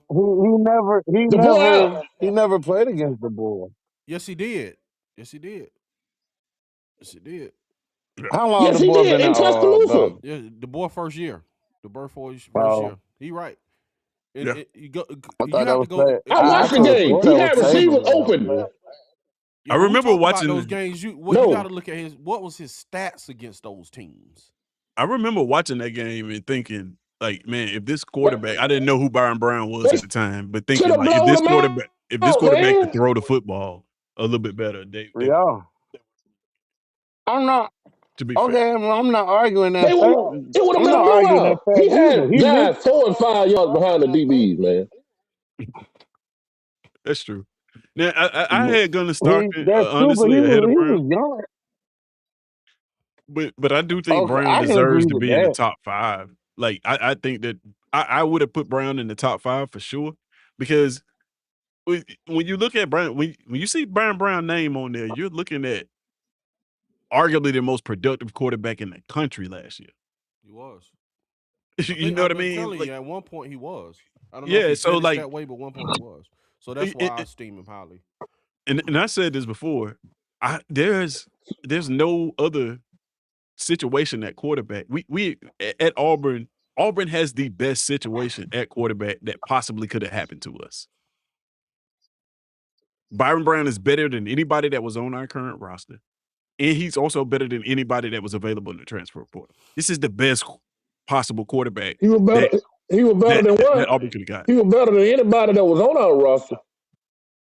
Yeah, I think he He performed was better better than than any. anybody that was on our roster. He's better than Oh Jackson my Arnold. God. You don't think he was better than Jackson Arnold? I think No, he's better than that ain't the guy we're referring to. You talking about Ashton. Deuce Knight? He's what you talking about. What You the talking about Deuce Knight? Ashton? But we don't know what Deuce Knight is though. So like I can't just say he was better than Byron Brown. I And we watched and Byron we Brown still throw ain't and we We still don't ain't know gonna what know what Bob Deuce Brown Knight gonna is be in because it the ain't like he's SEC. starting this year. Yeah, that Oh is true. man, I see why. I see. So let me ask something. Let me ask Okay. something. Okay, going Okay. based off of based off of Nick's projection, Okay. you say quarterback 75%. Right. Okay, And you that's got why we our did this in quarterback the ranked beginning. number 2, meaning that he's elite. Mm-hmm. So if he's 75% and I got elite quarterback, I should be a playoff team next year, right? Yeah. I do. You I should be. want to hear you You say it. should. I You shouldn't should be. go 1-3 in October when we get in the meat of the SEC schedule now. Man, okay, so all I right. should at So least go this is 3-1 actually in October. this is actually gonna be a show in the next couple of weeks on awesome. Water Cooler Talk. This is awesome. So yeah, to your point, yeah, Auburn should be a playoff team. Because when you look at Auburn's schedule and you look at what the other teams have coming back, when you take the quarterback that's been in the system with this coach and this offensive coordinator for 3 years, and you have the receivers that's been in the system as well, and you see how fast they get the ball out and how they run the football. When you look at that and you see how fast they play, and then you look at the other side of the football and you look at the interior of the defensive line that Auburn has coming back, when you look at the linebackers that they have coming back, you look at the safety room that Auburn has coming back with Winters and with Fakers, who played some football last year. And you got Pleasant, who's going to be on the outside, who played. You saw the promise of what Pleasant can do, but he was more of a special teams guy because you had 2 other guys that were looked at as more of a priority in the defense. The only question you have is the edge rusher position on Auburn's defense. When you take everything into consideration what Auburn has coming back, and you look at everybody else on everybody else on the schedule that Auburn plays, Auburn has an advantage. The Schematically, only they do. thing, They the have only a thing you should legit, be they have a legit advantage schematically because literally you have guys that have been in the system longer than what Alabama has to put at quarterback. They have when you got Ole Miss, you got Trinidad Chambers coming back, but they got a whole new offensive coordinator in John David, whatever his last name is, coming. So that's gonna be a different offensive system. When you look at Mississippi State, Kamario Taylor played in the last game against Ole Miss last year. All he did was run the football. He didn't really throw the ball for real. When you look at I mean, I'm just sitting here looking at the only team on Auburn's schedule that has me concerned. It literally is Georgia. Literally, if we sit here and we breaking it down roster by roster, Georgia's the only team that I'm looking at and saying, all right, that's a team that we got to sit back and look at because Gunnar Stockton has been in the system a long time with Mike Bobo. They got majority. They got majority of the offensive line coming back, even though they lost one of the guys. I think his last name is Ernest. I can't think his last name is Ernest. But you got one Gaston coming back. You got majority of the offensive line coming back. They got a lot of guys that was in that running back room that'll be back this year as well. I mean, I'm sitting here and I'm saying, man, look, and then you got everybody that was on the defensive line for Georgia that's coming back, and you got C.J. Allen coming back at linebacker. They still have questions in the secondary because they only got K.J. Bolden back in the secondary because they still gonna have some other corners that they breaking in. That's the only team that I'm concerned about. You look at Alabama. Alabama gonna be breaking in a new quarterback in Austin Mack or Keelan Russell. Isaiah Horton is not at Alabama anymore. Guess what he at? He at Texas A&M. Now Texas A&M is another team that you can question as well. But Auburn doesn't have to play them. But I'm sitting here saying, if you looking at the schedule and then you taking the nuance, the questions of what Auburn has, yes, I'm giving Auburn the advantage in what they have. But we sit here and we talk about the offensive line because it's going to be a whole brand new offensive line. Other than that, there is not that many questions that Auburn has on this team. With a new head coach, with what everybody is saying, a new head coach who is very process-driven, detail-oriented. So when you ask me that question, yes, I think Auburn should be in the conversation for it. I'm just saying. You asked the question, I answered it. Okay. I mean, the only thing you have to worry about with Auburn right now is the offensive line. Exactly. Which is the reason why we talk about it so much on the show. Yeah. All right. So that was a spirited, great conversation. While that was happening, we had some votes come in, and we got to call this thing for number 3. And it's Gunnar Stockton. Gunnar Stockton has taken this one. So let's go ahead and take him off the board real quick. I mean, I wouldn't be mad if he was 2. Yeah. I wouldn't be mad if he was 2 because he he's old reliable, so really and truly, you couldn't go wrong with him, Brown. I mean, Chambliss, Stockton, or Brown, or however you want to put it. You really couldn't go wrong with the first 3. Yeah. I think, like I said, well, I've seen some top 10 lists, and there's a ton of lists that have Byron Brown in the top 5. Like, surprisingly, it's a lot of people that are very high. Like I said, he's the most productive quarterback in the country last year. So you cannot, any conference he would have went to, he probably would have been a top 5 quarterback. And it's Auburn, right? Let's we got to take that into account when we ranking Byron Brown. A lot of people looking at Byron Brown sitting right there. I know we moved on to Stockton, but I got to say this. A lot of people looking at Byron Brown sitting right there. If Byron Brown had transferred to Georgia or Alabama, he may be number 1 on this list. If a quarterback that threw for 3,000 yards and ran for 1,000 yards, I don't care where he did it at, had transferred into Georgia and he was going to be their starting quarterback, everybody would have him as the number 1 quarterback in the conference. The only reason that people look at this and laugh at it or whatever is because it's Auburn. You could do it at Alabama. Take Byron Brown, put him in the portal, and send him to Alabama with those 3,000 yards and those 1,000 yards on the ground, 42 touchdowns. And you're not telling me that the entire country right now would be singing the praise and saying Alabama got a elite quarterback right now. And he'd probably be a Heisman Trophy candidate out of the gate.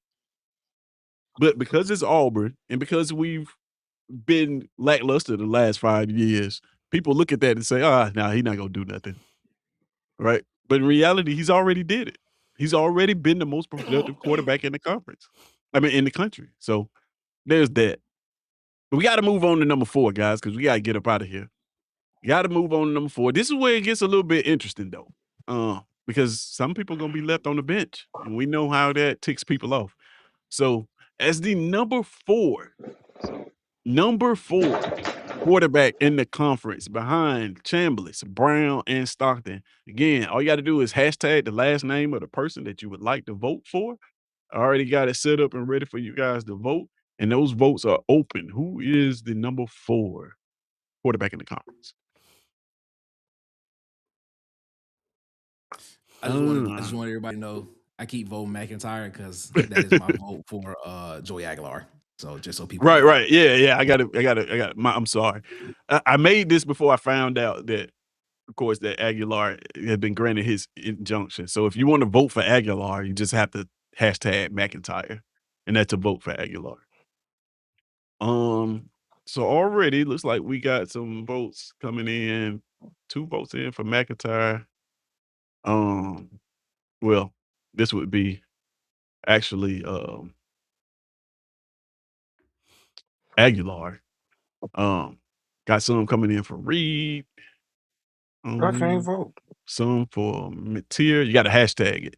Hashtag, and then I'm saying it'll I come up can't here. even pull the thing up to go in the comments. I'm not sure. I never looked at it from that end. I always. I don't know. But I want to vote for Marcel Reed. Okay. Tell us about it. Since you already tell us who you vote for, tell us about it. Why are you picking Reed? I mean, out of all the SEC quarterbacks, he was the most. He was the most. How can I put this? Steady in 11 games. I'll put it like that. In Okay. 11 games, Marcel Reed was probably the best quarterback in the SEC. Put away numbers, put away all that, just going by team play and how he ran the offense. He probably was the best quarterback for 11 games. Now, when it came to that Texas and Miami game, I don't know what happened. But, I mean, for 11 straight games, they was rolling. Okay. DC, who'd you vote for, man? I chose Reed also, man. When you Okay. I think same as Ant said for a stretch that man he was the best quarterback in the league. And if you look at his stats against Mateer, I see Mateer's at 4. To me, he has his stats edge out Mateer's stats. So both were playoff quarterbacks and got eliminated, in the first round. So I would give him the slight edge over Mateer. Okay. Kid Country, who you got?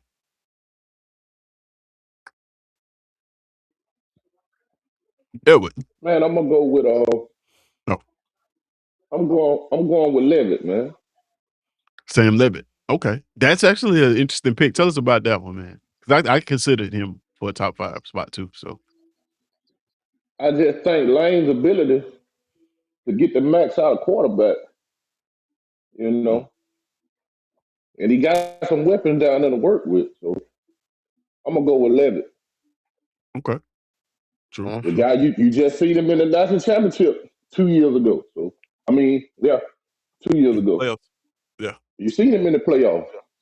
So we say playoffs. We said all that count. So I'm gonna stick with it. Okay. Nick, who'd you vote for? I think you voted for Aguilar, which put McIntyre, of course. I gotta keep reiterating that just in case somebody want to vote for Aguilar. Yeah, I like the Sam Levitt pick. I was tempted to pick I Sam really Levitt do. right here. Yeah, I was tempted to pick Sam Levitt right here, to be honest with you. But knowing that he still got a broken foot and we don't know what's gonna happen with that going into the season, I backed off of it a little bit. But man, Joey Aguilar. I picked Joey Aguilar here because for one, I was not high on Tennessee going into the season last year. But looking at what Joey Aguilar did in the offense, they just had a defense, man, that could just stop somebody timely enough. They would have won. They would have been a playoff team as well. You know, they had the opportunity. They had Georgia up what 21-7, 28-7, whatever it was, and Right. defense allowed them to come back in and win that game and still had a chance to win that game, missed a field goal at the end of that game. And you just look at some of the games that they played as well. You know, Tennessee could have been, you know, one of those teams that we were talking about at the end of the season. Should they have been in the playoffs, you know, with another win or two. But then you look at what he did, man. What he threw for 3,500 yards last year. Yeah. 24, 25 touchdowns, only 10 interceptions is what Joey Aguilar did. And every year of college football that he's played, even the 2 years he played at Appalachian State, he's thrown for over 3,000 yards. So yeah, I like Joey Aguilar right there. Okay. I went with John Mateer, man. Just uh I'm giving him the benefit of the doubt. The guy was hurt half of the season. Um when he was when he was healthy, he was as good as advertised. Um I don't know how a thumb can linger from one season to the next. I've never had an injury like that before to my hand, so not sure. But I think if he can return to the level that he was pre-injury, um, he's a good as quarterback as any as we have in the conference. Um, let's see what. So hold on, I got a comment right here. This is I believe Christian. He said, "I don't get the voting thing. Not hated though." Oh no, it's all good. Are you saying you don't get how to vote? Because all you have to do to vote is just hashtag the last name of the quarterback that you want to vote for in this spot. So we're voting for number 4. And if you want to vote for you're an Alabama fan, let's say you want to vote for Austin Mack, you just hashtag Mac and it'll register on our voting screen. And whoever gets the most votes, that's who we put in the spots. So that's how it works. If you're saying you don't get the voting thing, as in you don't understand why we're voting, it's because man, we got nothing else better to do. It's talking season. No, What that y'all man gonna said. hate. Y'all finna hate my number. Y'all finna hate my number 5 pick. So let's go back to the votes right here. We're getting ready to call this one. It looks like it is Mateer by a hair, edging out Marcel Reed. So we're gonna call this one, man, and we're gonna give it to one John Mateer on this. Wait, Let's Tez, go. hold on. How? Okay. What am I That's waiting? What am I crazy. holding up for? Oh my I god, disagree with man. that. Huh? Man, what? Come on, bro. I can't disagree with the votes, man. Like the votes are the So vote. y'all take material over Reed? Hey, that's what that And people what the voting vote on, say? The man. vote say Tier 4, read 3. Are you trying to fix the Oh election? my God. And say I disagree with Yeah. it. Yeah. Yeah. It's the I American way. disagree with it. Oh, All man. right, so we got that settled. That was funny. Oh man, that was funny. All right, so let's put material up here at 4. All right, man. This is gonna be interesting right here because now we're down to the number 5 spot, and we got a lot of quarterbacks left. Guys, we got a lot of quarterbacks left, and we gonna leave. No matter how we slice this, there's gonna be some good quarterbacks left on the bench in this because it's only 5 spots. I thought that'd be interesting for this one. So I task you guys with this. The voting is open. Uh, who is gets that last spot at number 5? And remember, this is the last spot, so the rest of these guys will stay on the bench. Who gets that last spot at number 5? Those votes are open. All you got to do is hashtag the last name of the quarterback that you want to vote for. And actually, I had a quarterback in mind, uh, but I think I'm gonna change it. I think I'm gonna change my vote. I think I'm gonna change my vote, man. Um, so already I can see that DC picked Sam Levitt. Tell us about that, DC. Yeah, I agree with Ed on that one, man. You got to go with production. Man has been in the playoffs. The only reason I didn't pick him is for the same reason with Byron Brown, man. You haven't seen him do it in the SEC or Big Ten. Um, That's the only reason is because of the adjustment. I haven't seen it with my eyes. I haven't seen him do it with this level of competition, week in and week out. So once I see that, then I can go ahead and crown him. But the same way as with Material last year, I didn't buy it. I'm like, okay, I got to see him, do it in this conference to label him the king and to label him elite. So for Okay. that reason, that's why I kind of kick Sam back a little bit is because I got to see him do it week to week in the SEC. Okay. Okay. Kid Country, who'd you get? Who'd you vote for on this? Who you got at that number 5 spot?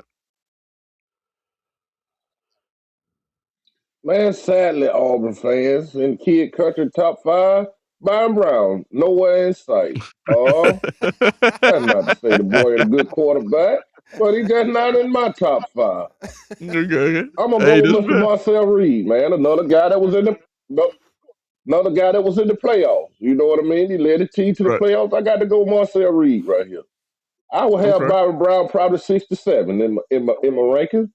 And I'm just good for 7 or 8 wins. Where I'm figuring we're gonna be at, man. I don't think we're gonna be no playoff team. I don't think the boy the number 2 quarterback in the SEC. So I'm not finna sit here and argue about that. Mr. Nick Fraser feel that way. Nick Fraser, Right, sometimes I he do. right. So I'm You're right. hoping you're I right, do. Mr. Nick Fraser. I do feel You that know, way. I'm hoping you're right, man. Cause if you're right, Okay. I'm gonna come back, boy, and I'm gonna give you the biggest apology ever, man. Just like the old Bad Mount Tiger. I didn't like him. We just don't we got to see everything out of eye all the time, man.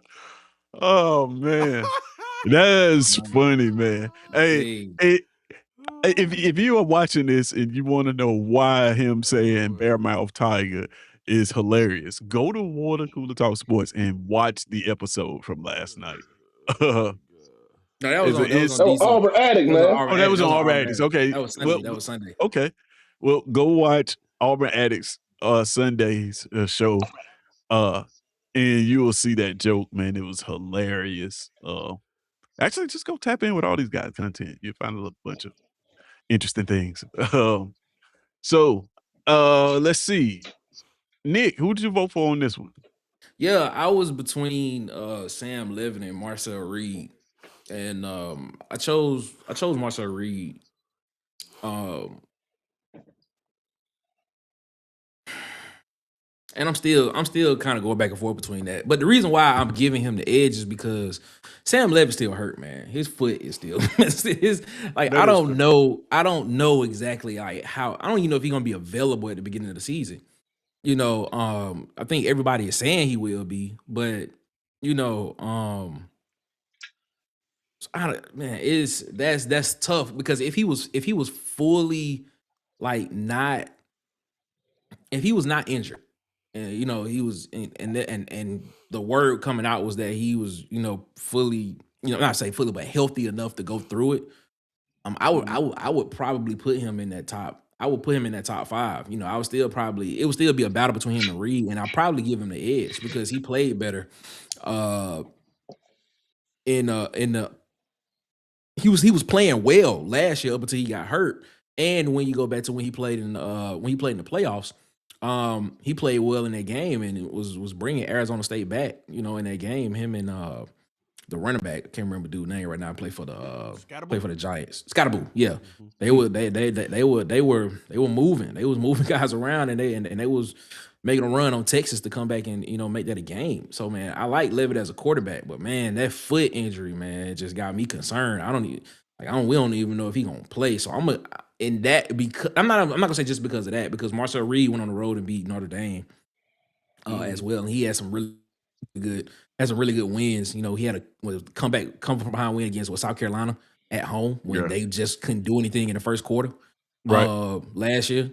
And he just turned it on and did what he needed to do. So I mean, it's not a slight to him, but man, if I had to pick between the two, that's a tough one. But yeah, I'm gonna give the edge to Reed right here.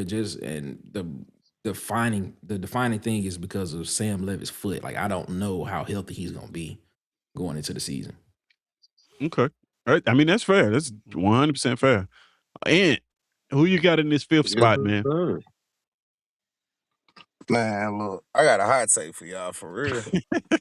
The North Sellers. Mm.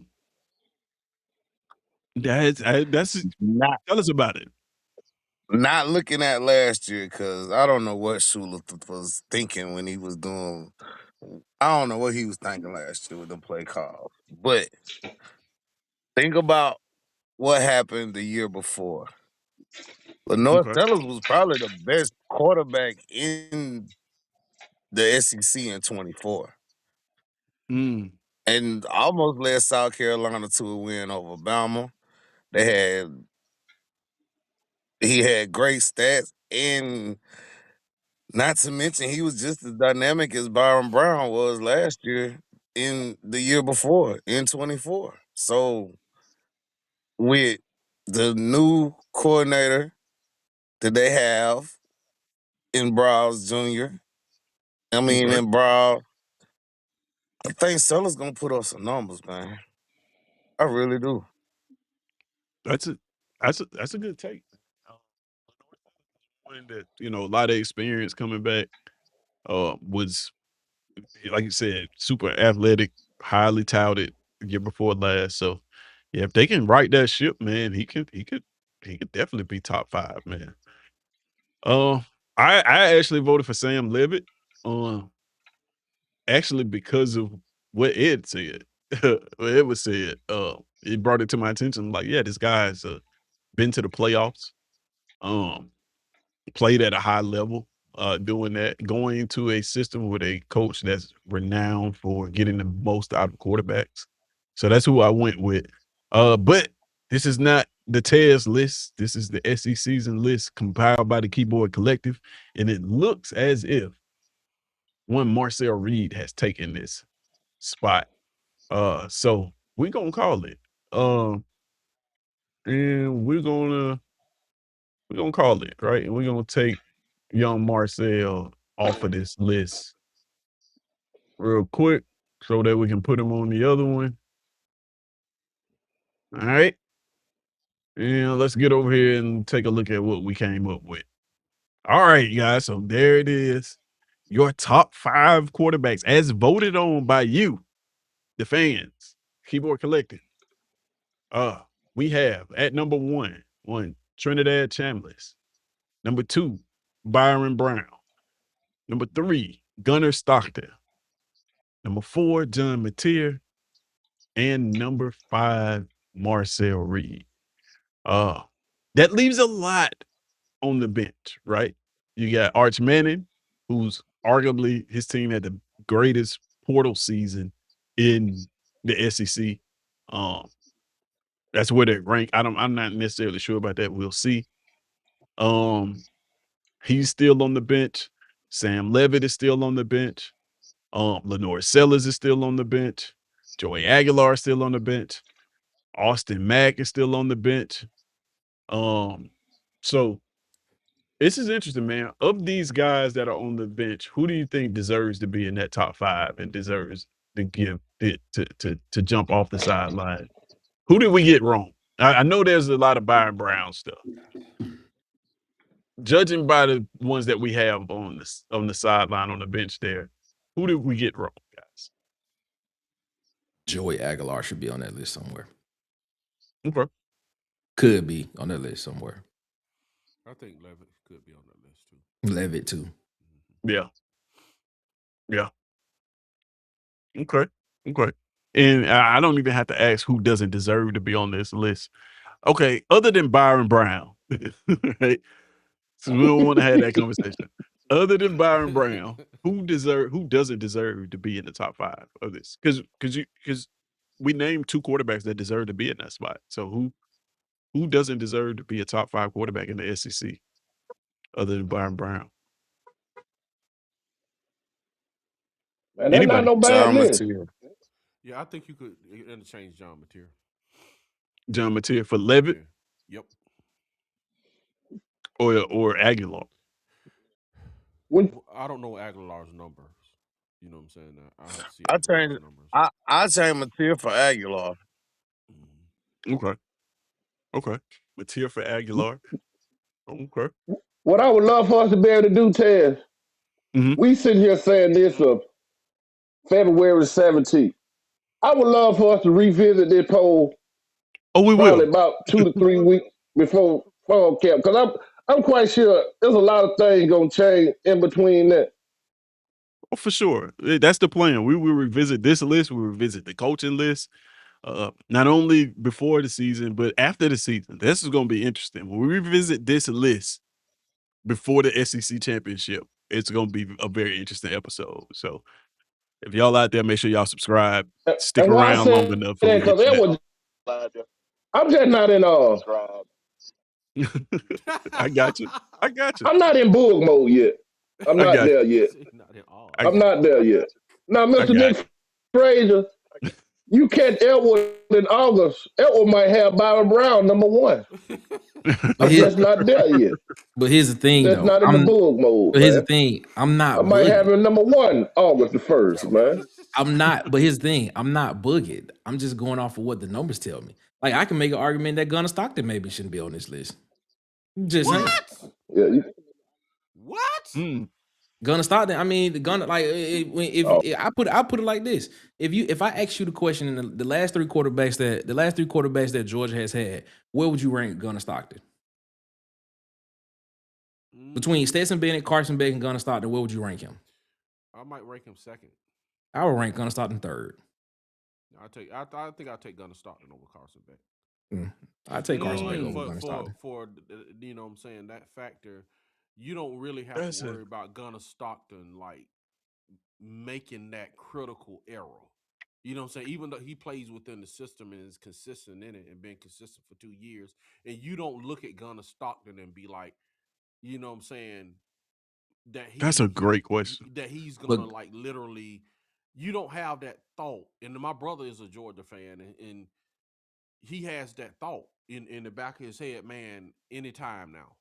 But there's nothing that Gunnar Stockton does that makes you be like, oh, he's gonna help us win the game as well. Now, to your point, to your point of Carson Beck, to your point of Carson Beck, yeah, Carson Beck is gonna make a mistake. You know, all gunslingers make a mistake. Brett Favre made mistakes. Patrick Mahomes made mistakes. You know what I'm saying? Like, it's going to happen. But sometimes being too safe can lose you games as well, too. Yeah, if I had to pick between the two, and you could tell me, if I had to pick between the two, I'm taking Gunnar Stockton over Beck. If the position was open right now, Auburn, and both were in the portal, give me Gunnar Stockton. Because you know what I'm saying, I don't have to worry about him making the critical error. Not that Beck would do that all game, but more so he's tagged with that more than Gunnar Stockton is. Let me put it that way. I get what you're saying. That makes sense. I mean, I'm not disagreeing with you. I got you. I mean, that's a fair statement. But I mean, what does Gunnar Stockton do that makes you be like, oh, he's gonna win us a game when we need a game to be won too? Man, he can do it, bro. When has he done it? Yes, Gunnar Stockton has done it, man. You see the when, but I'm asking when. You see the drives and the licks. He did it against Auburn. He did it against Auburn. Did he? Yeah, man. Or did Auburn just? He was the quarterback. Or did Auburn take their foot off the gas? What was the score? What was the one play Gunnar Stockton made in that Auburn game that made you be like, oh, okay, that was because of Gunnar Stockton? He was the quarterback that drove that team to a comeback in Jordan-Hare Stadium, man. Or was it the refs that actually walked them down the field? Let's be real about that now. But he was. What I'm saying is, we can add all kind of factors. We can say it was Hugh Freeze's fault for not keeping score. We can it probably point was to a lot of things, but he was the quarterback on the team that did that amount of the comeback and won that game. So you know what I'm saying? You again. Okay, so I don't think he's an. I don't. Okay, so to that point. Okay, so to that point, if he was just tight, but he's the type. What we talk about is a game manager. He plays within the system. He does what he's supposed to do. He does his job, and he's not the guy that when I have a last minute drive, I'd rather have Gunnar Stockton than Beck, and that's just an opinion. Doesn't mean. I mean, yeah, I get what you're saying, but you know I'm saying, if I want to come back, I would rather have Gunnar Stockton. If I want a quarterback to quarterback my team through the season, I want Gunnar Stockton. So I like that Nick, I don't even gonna lie, that's a great question of where those last three quarterbacks from Georgia rank. I'll take Stetson over all of them. the beauty Yeah, the Saints beauty was of one to me. Yeah. the beauty of this is before we get out of here, we can actually let's see. We can actually ask the chat. Let's do it. So y'all can tell us, y'all can settle this for us. Who do y'all think is the worst on this list? Out of these three quarterbacks, the last three Georgia quarterbacks, we got Gunnar Stockton, Carson Beck, and Bennett. All you gotta do is type their last name in the chat, and we'll settle this in real time. Are we voting or are we just gonna let the chat decide it? Uh, we can let chat decide it, I guess, Okay. that way, Okay. because I already know where y'all stand on it. So you just vote for who's the worst. But man, this is before we while they're doing that, I just wanted to let you guys know that this has been a great episode. I appreciate each and every one of you for joining me. Uh, we're about to get ready to get out of here. I'm just trying to see if we can get just a few results on this last question here of who's the worst quarterback out of those three. So far as Gunnar Stockton is winning this because only one person voted, and that's Mike McKinney. Uh, but yeah, y'all let me know. Out of those three quarters, how would you rank them? Who's the worst? All right, James McLeod saying Beck is the worst out of those. And then and now it's a tie. So man, I need some tiebreakers, man. That's y'all can keep voting on that while we get ready to get out of here again. You vote for the worst quarterback, Stockton, Beck, or Bennett, right? While we get out of here, that'll stay up. You guys can keep voting. They're all the worst. Yeah, That's I'll come back. hilarious. I'll come That's back. funny. I'll come back and check on it. That's Uh, funny. is that? Oh, you don't have to hashtag this one, right? For it to vote, for it to register. So there's that. This kid said, oh, he said had to jump off. Important call coming through. I enjoyed y'all boys, man. Yeah, enjoyed you. Shout out to Appreciate Edward, you. man. Yeah, shout Yes, out, sir. bro. Shout out. I Make can't sure wait for that. For that water cooler live at Adelines. It's gonna be amazing, Adelines, man. 2371 Highway 14 in Talkerville, Alabama, ladies and gentlemen. Adelines open Tuesday through Saturday. Don't go on Sunday or Shelf Mondays. country. You won't be there. Shelf country. You will be hungry. Exactly. Oh man. Oh man. So all right, guys. Looks like they've settled it for you guys. The chat has these are which are the worst, right? So they actually have gonna start to being the best out of these three quarterbacks. That I do not agree with that at all. Yeah, With Bennett is Stetson a Bennett No two-time way being near national it. champion third quarterback, and man. Carson Beck being Nowhere the near it. absolute worst quarterback out of And I those don't three. agree with that at all. I think Carson Beck is number two. I got Bennett, Beck, Stockton. And the reason why I say that is because people fail to realize that Carson Beck was on that 2023 team that should have been in the playoffs when it was like the best team in the country, when everybody was like they could have went for a three-peat. But because they lost the SEC championship game, that pushed them out of the 14 playoff. Yeah. The year that Florida State didn't get in. Undefeated conference champion, by the way. But Carson Beck was the quarterback of that team and was on Right. fire that year. Was on fire. And Yeah. and then you bring it back with the 24 season, and he gets hurt at halftime of the SEC championship game against Texas, if I'm not mistaken, and Yeah. doesn't play. And comes back in to hand the ball off so that Georgia can win the game on the goal line, but then doesn't play in the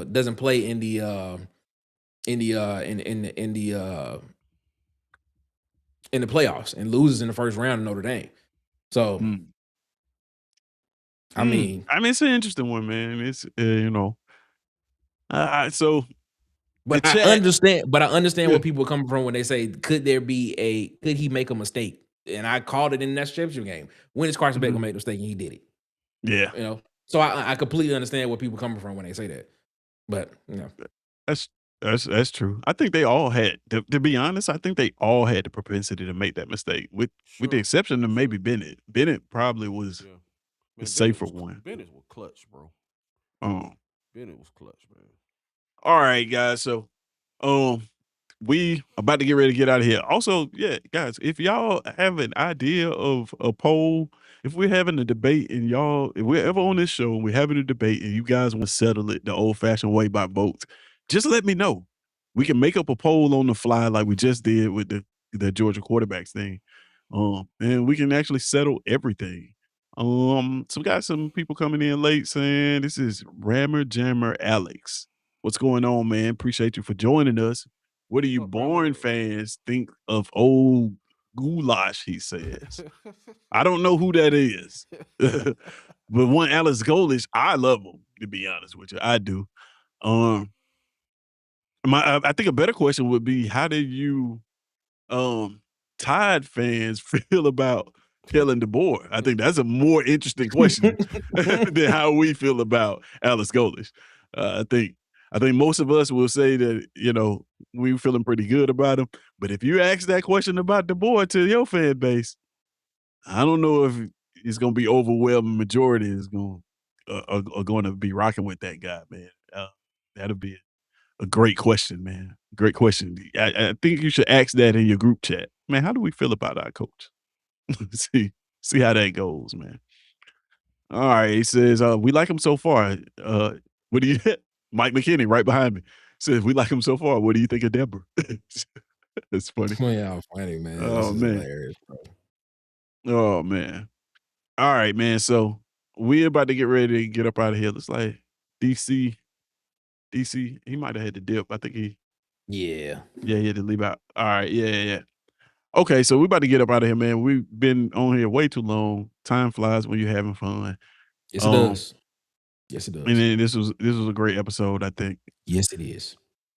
So what we're gonna do is like we always do about this time. Well, first of all, before we do that, Nick, I keep forgetting that I need to tell people at all times um that the Keyboard Collective is currently accepting memberships. If you're not subscribed to this channel and you love content like this that is interactive, where your voice can be heard, subscribe to SECZN, right?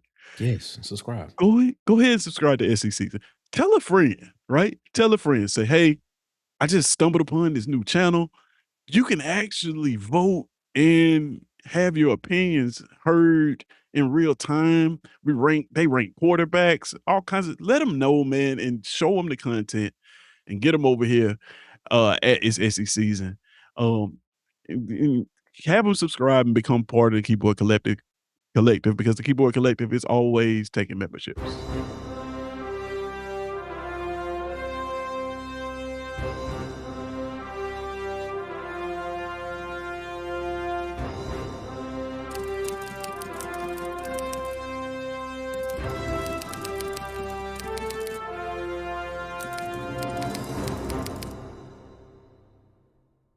Yeah, where your comments are the currency. If you want to donate to the name, image, and likeness of SE season, all you got to do is drop a comment, right?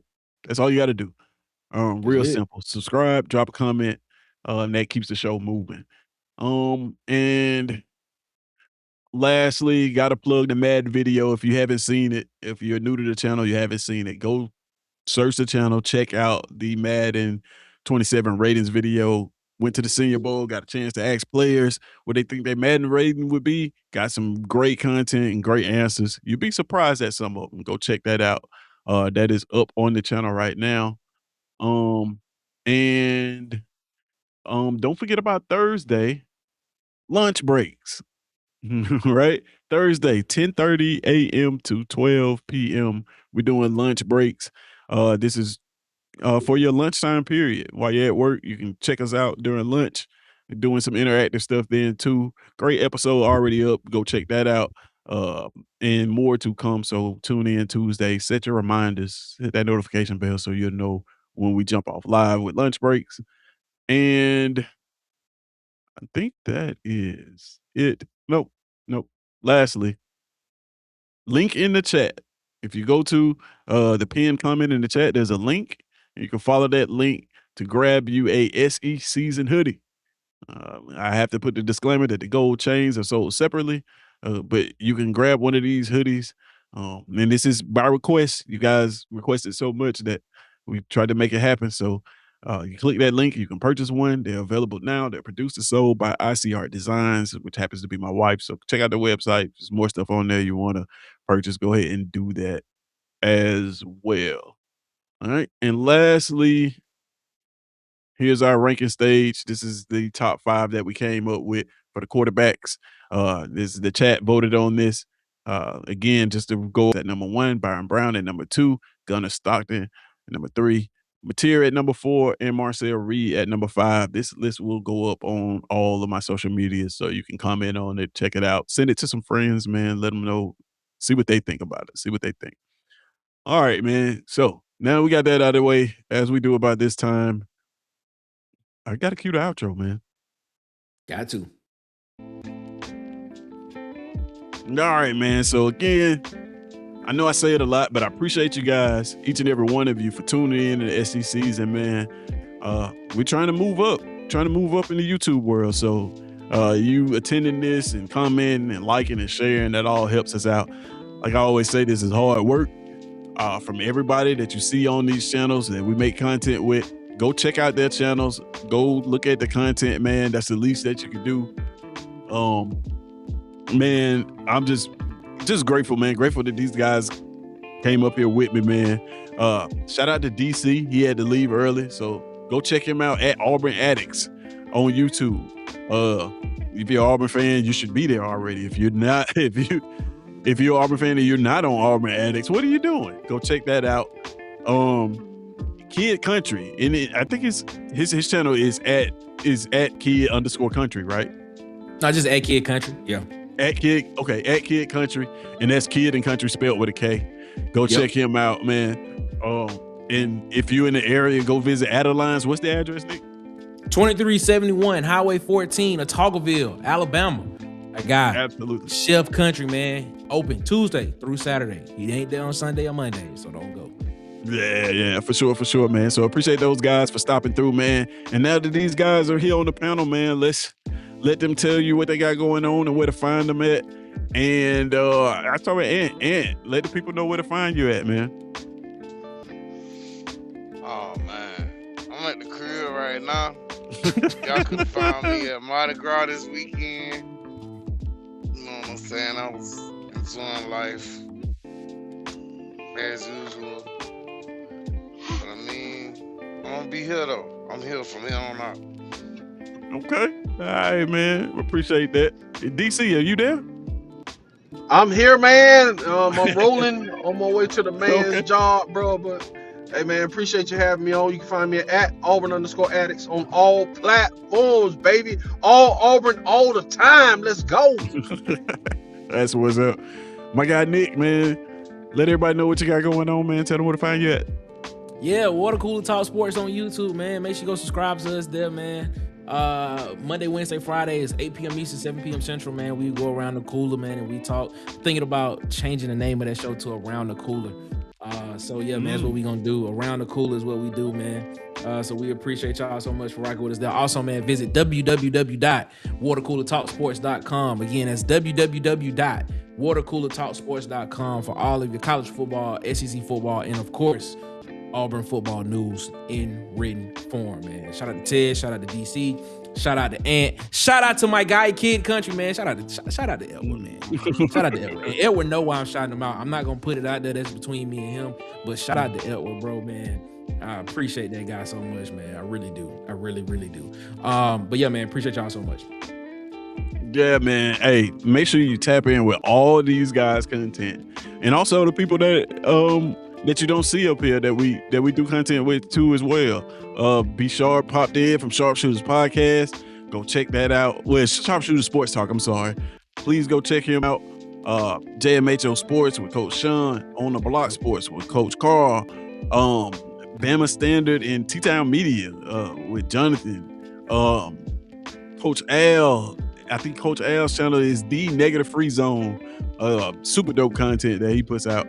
Man, everybody, if I'm missing somebody, charge it to my head, not my heart, but everybody that we do content in with, make sure you go check out that content, man. Like I said, it's hard work, but we definitely appreciate it. And we about to get up out of here, man, and we gonna see. Before we go, hey, RIP to Jesse Jackson, man. Oh yeah, for sure. One of the legends, the civil rights movement, for everything. So RP to Jesse Jackson, man. Absolutely, man. R.I.P. to Jesse Jackson for sure, man. I appreciate you for saying that, Nick. But we about to get out of here, man. We ranked the quarterbacks. We're gonna see in October who on this list is embarrassed. So that should be fun.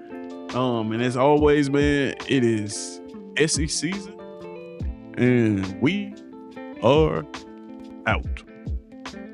Peace.